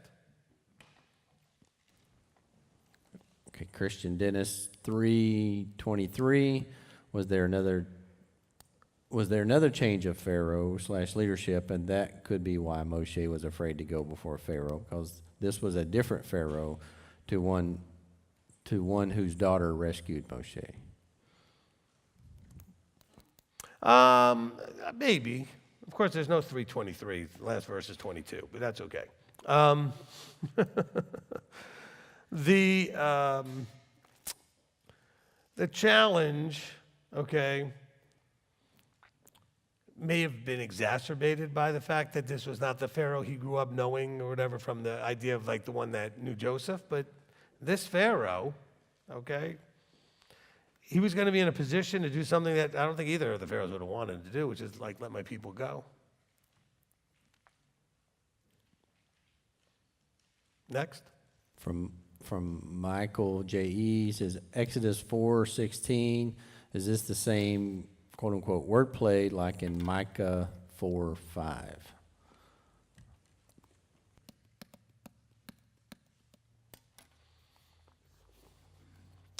You need to give me a moment to find Micah 4:5.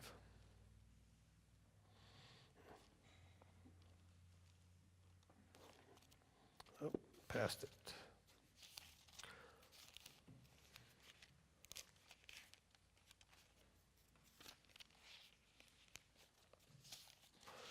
There it is. Actually, I should have known that was the verse. I quote that verse all the time. Okay, I would say that this same wordplay is kind of being used in Micah 4:5, but I think actually Micah 4:5 is talking about a whole different reality. Okay? So Micah 4:5 is talking about, for all the people walk, each one in the name of his mighty one, for we walk in the name of Yahweh our Elohim forever and ever. I think Micah 4:5, which is actually already talking about a millennial scene, okay, because we know that this is following where he talks about, the spears into pruning hooks and the swords into plowshares and stuff. So we're talking about the millennium. And if you listen to Millennium and Kingdom, I explained Micah 4:5, okay? Because it really has to do with in 4:4, which says each one will sit under the vine or fig tree, and no one make them afraid, for the mouth of Yahweh is spoken. And the reason that they will be able to do this, to sit without being afraid, is because all the peoples are going to walk in the name of their mighty one, but we're going to walk in the name of Yahweh. So by mighty ones that they're going to walk in, that will probably be you. Okay? So it's a lot like, I guess, the Exodus verse.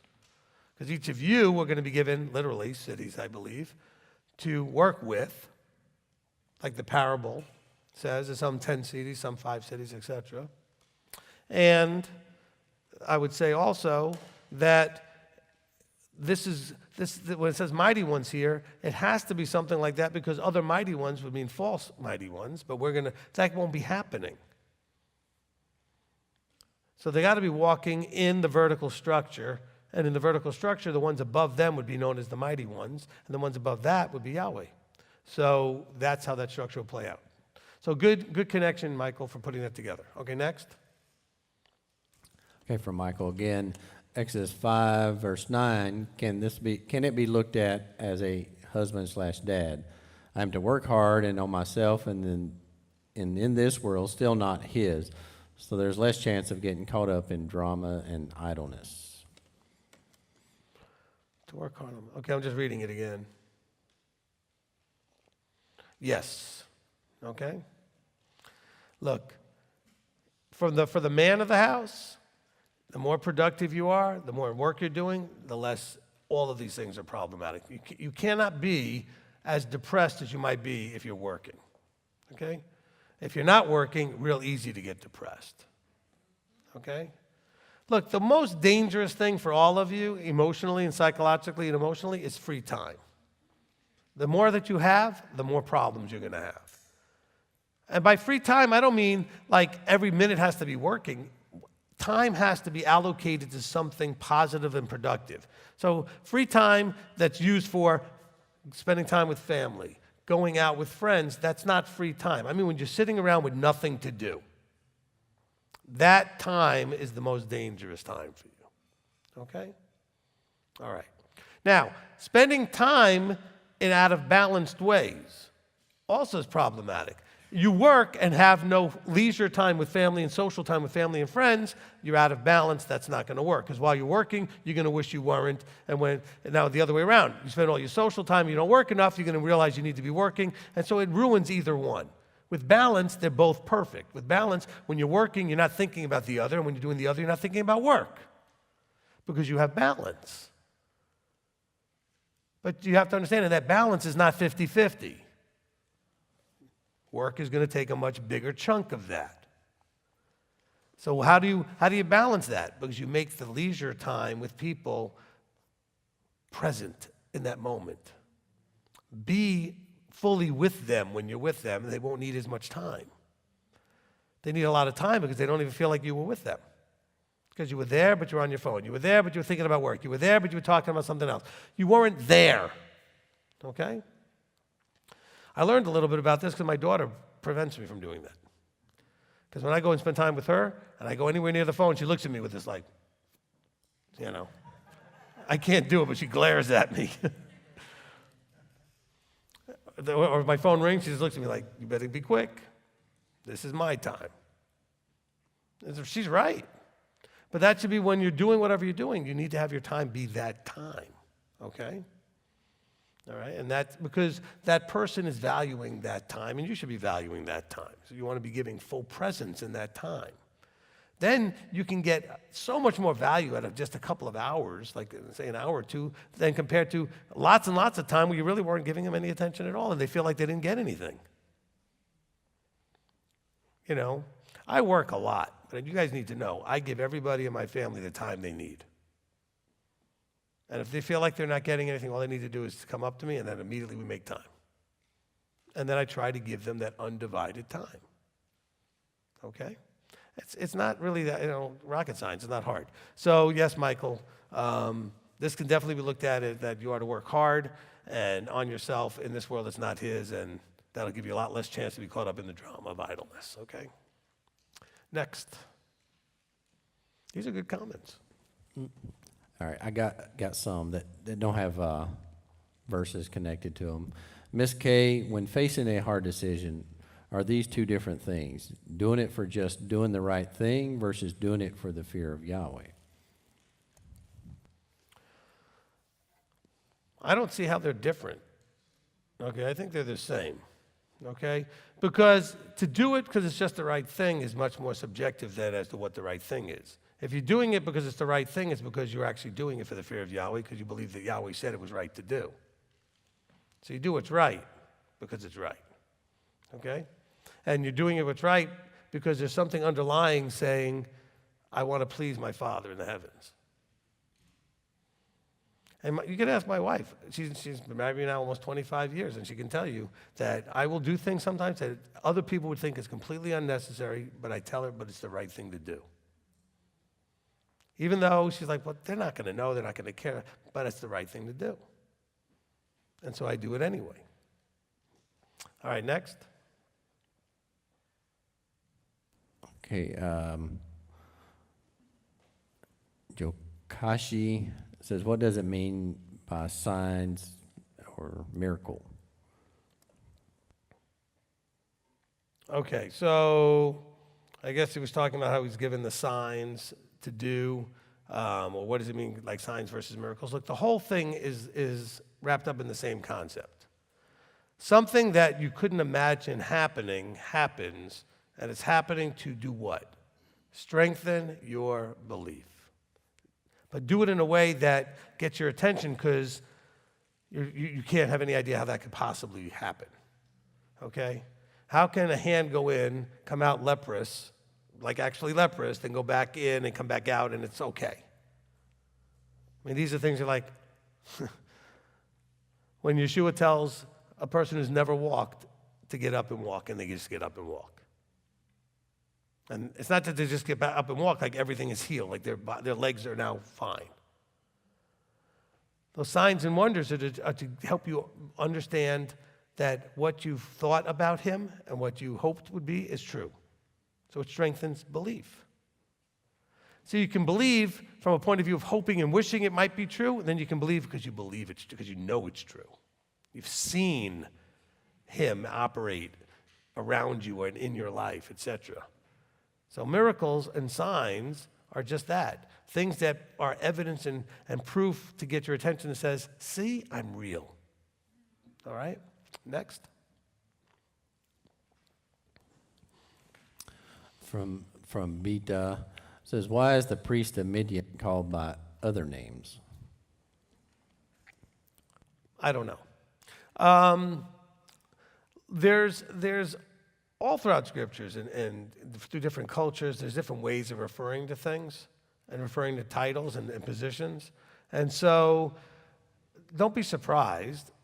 You ever know the verse where it talks about someone being the Prince of Peace to being all of these other titles in Isaiah that you have for Messiah? Okay? You know? El Gibor, the mighty God, right? Sar Shalom, the Prince of Peace. Okay, all these things, right? So there are lots of ways to describe the same person. And so there's no surprise we do this with the priest of Midian as well. All right, next. From Michael again, is the meaning of the names of Moshe drawn out and Aaron light bearer like a glimpse of our Creator, Messiah in our walk, or is it overreaching?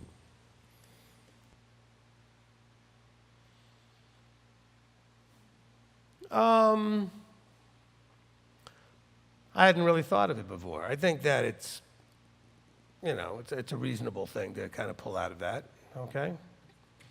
The idea that Moshe means drawn out and Aaron means light bearer, okay? It certainly gives you a glimpse into things from the idea of the Creator, the Messiah in our walk. Sure, no problem. Next. From Nancy Hose, Rabbi, do you think that Yah permitted the intensity of the harshness to be increased in order to remove any complacency that might cause the people to resist being delivered? I'm thinking. Okay, my first reaction I'm going to go with, which is no. What he's doing is what I said, okay, which is this. When he reveals himself to you, he's going to see how much you really wanted that, how much you want to believe that, how much you want to trust that. He reveals himself to you first. And usually you're already in the midst of a bunch of stuff when he reveals himself. And then he gives you a hope that there's a light at the end of the tunnel, so to speak, and there'll be a way out. But then it gets worse because he's trying to see with almost nothing, will you believe? With just that little bit, or do I have to give you everything just to impress you? Does that make more sense? Okay? So he reveals himself in the middle of whatever you're going through. You actually make a little bit of progress at first because now you're starting to believe that there's actually something that could fix all of this, and there's a reason for all of this, and there's a better time coming, etc. And then it goes south. It falls apart. And it's not so much to remove any complacency. It's to see how serious you are. He popped your bubble, but do you really want that? Are you really excited about that? You know, you were asking and seeking and knocking. Well, did you really want him to answer? You know, people come and see me sometimes, and I'm not sure they really want my answer. And so if they want it, they take it no problem. If they're not sure they want it, then they don't take it always that well. Same answer could be received different ways, right?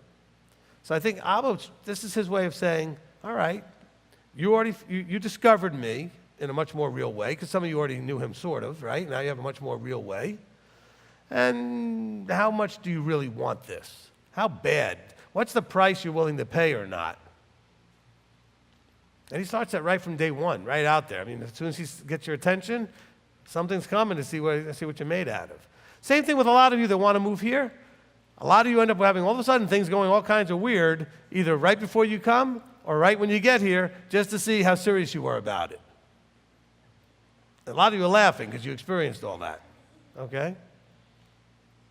It's just, again, he wants to know when you commit to something, are you going to stick to it? Or is there a price too big to pay for the commitment? That's really the question, all right? That's really the question. All right. Do you have one more? Because it's already 10:30.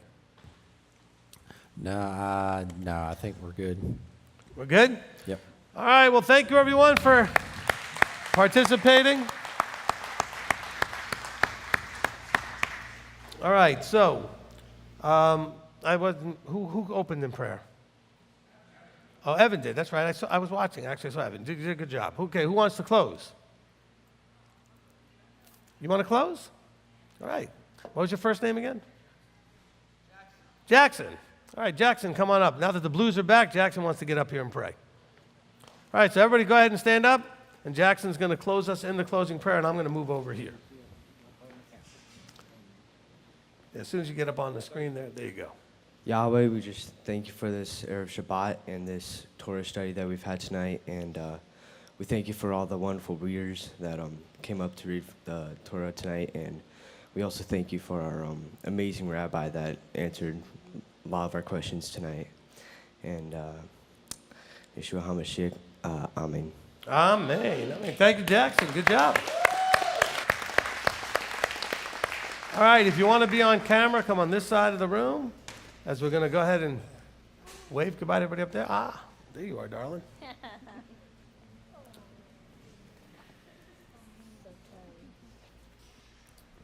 All right.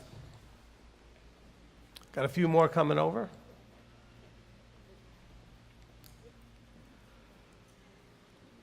All right, so we want to wish everybody out there a Shabbat Shalom, because we really appreciate them for being here with us on a weekly basis, even though they're not here physically in the room with us. I know very many, a large percentage of them come every week to Shabbat with us and to Torah study with us, especially those in Zone 3 that get to come, especially on Friday nights now. So we want to especially give you guys a little bit of love. So we're going to wish you all a Shabbat Shalom, a Laila Tov, which is a good night, and we're going to let you know how much we love you by saying we love you. Here we go. On 3. 1, 2, 3.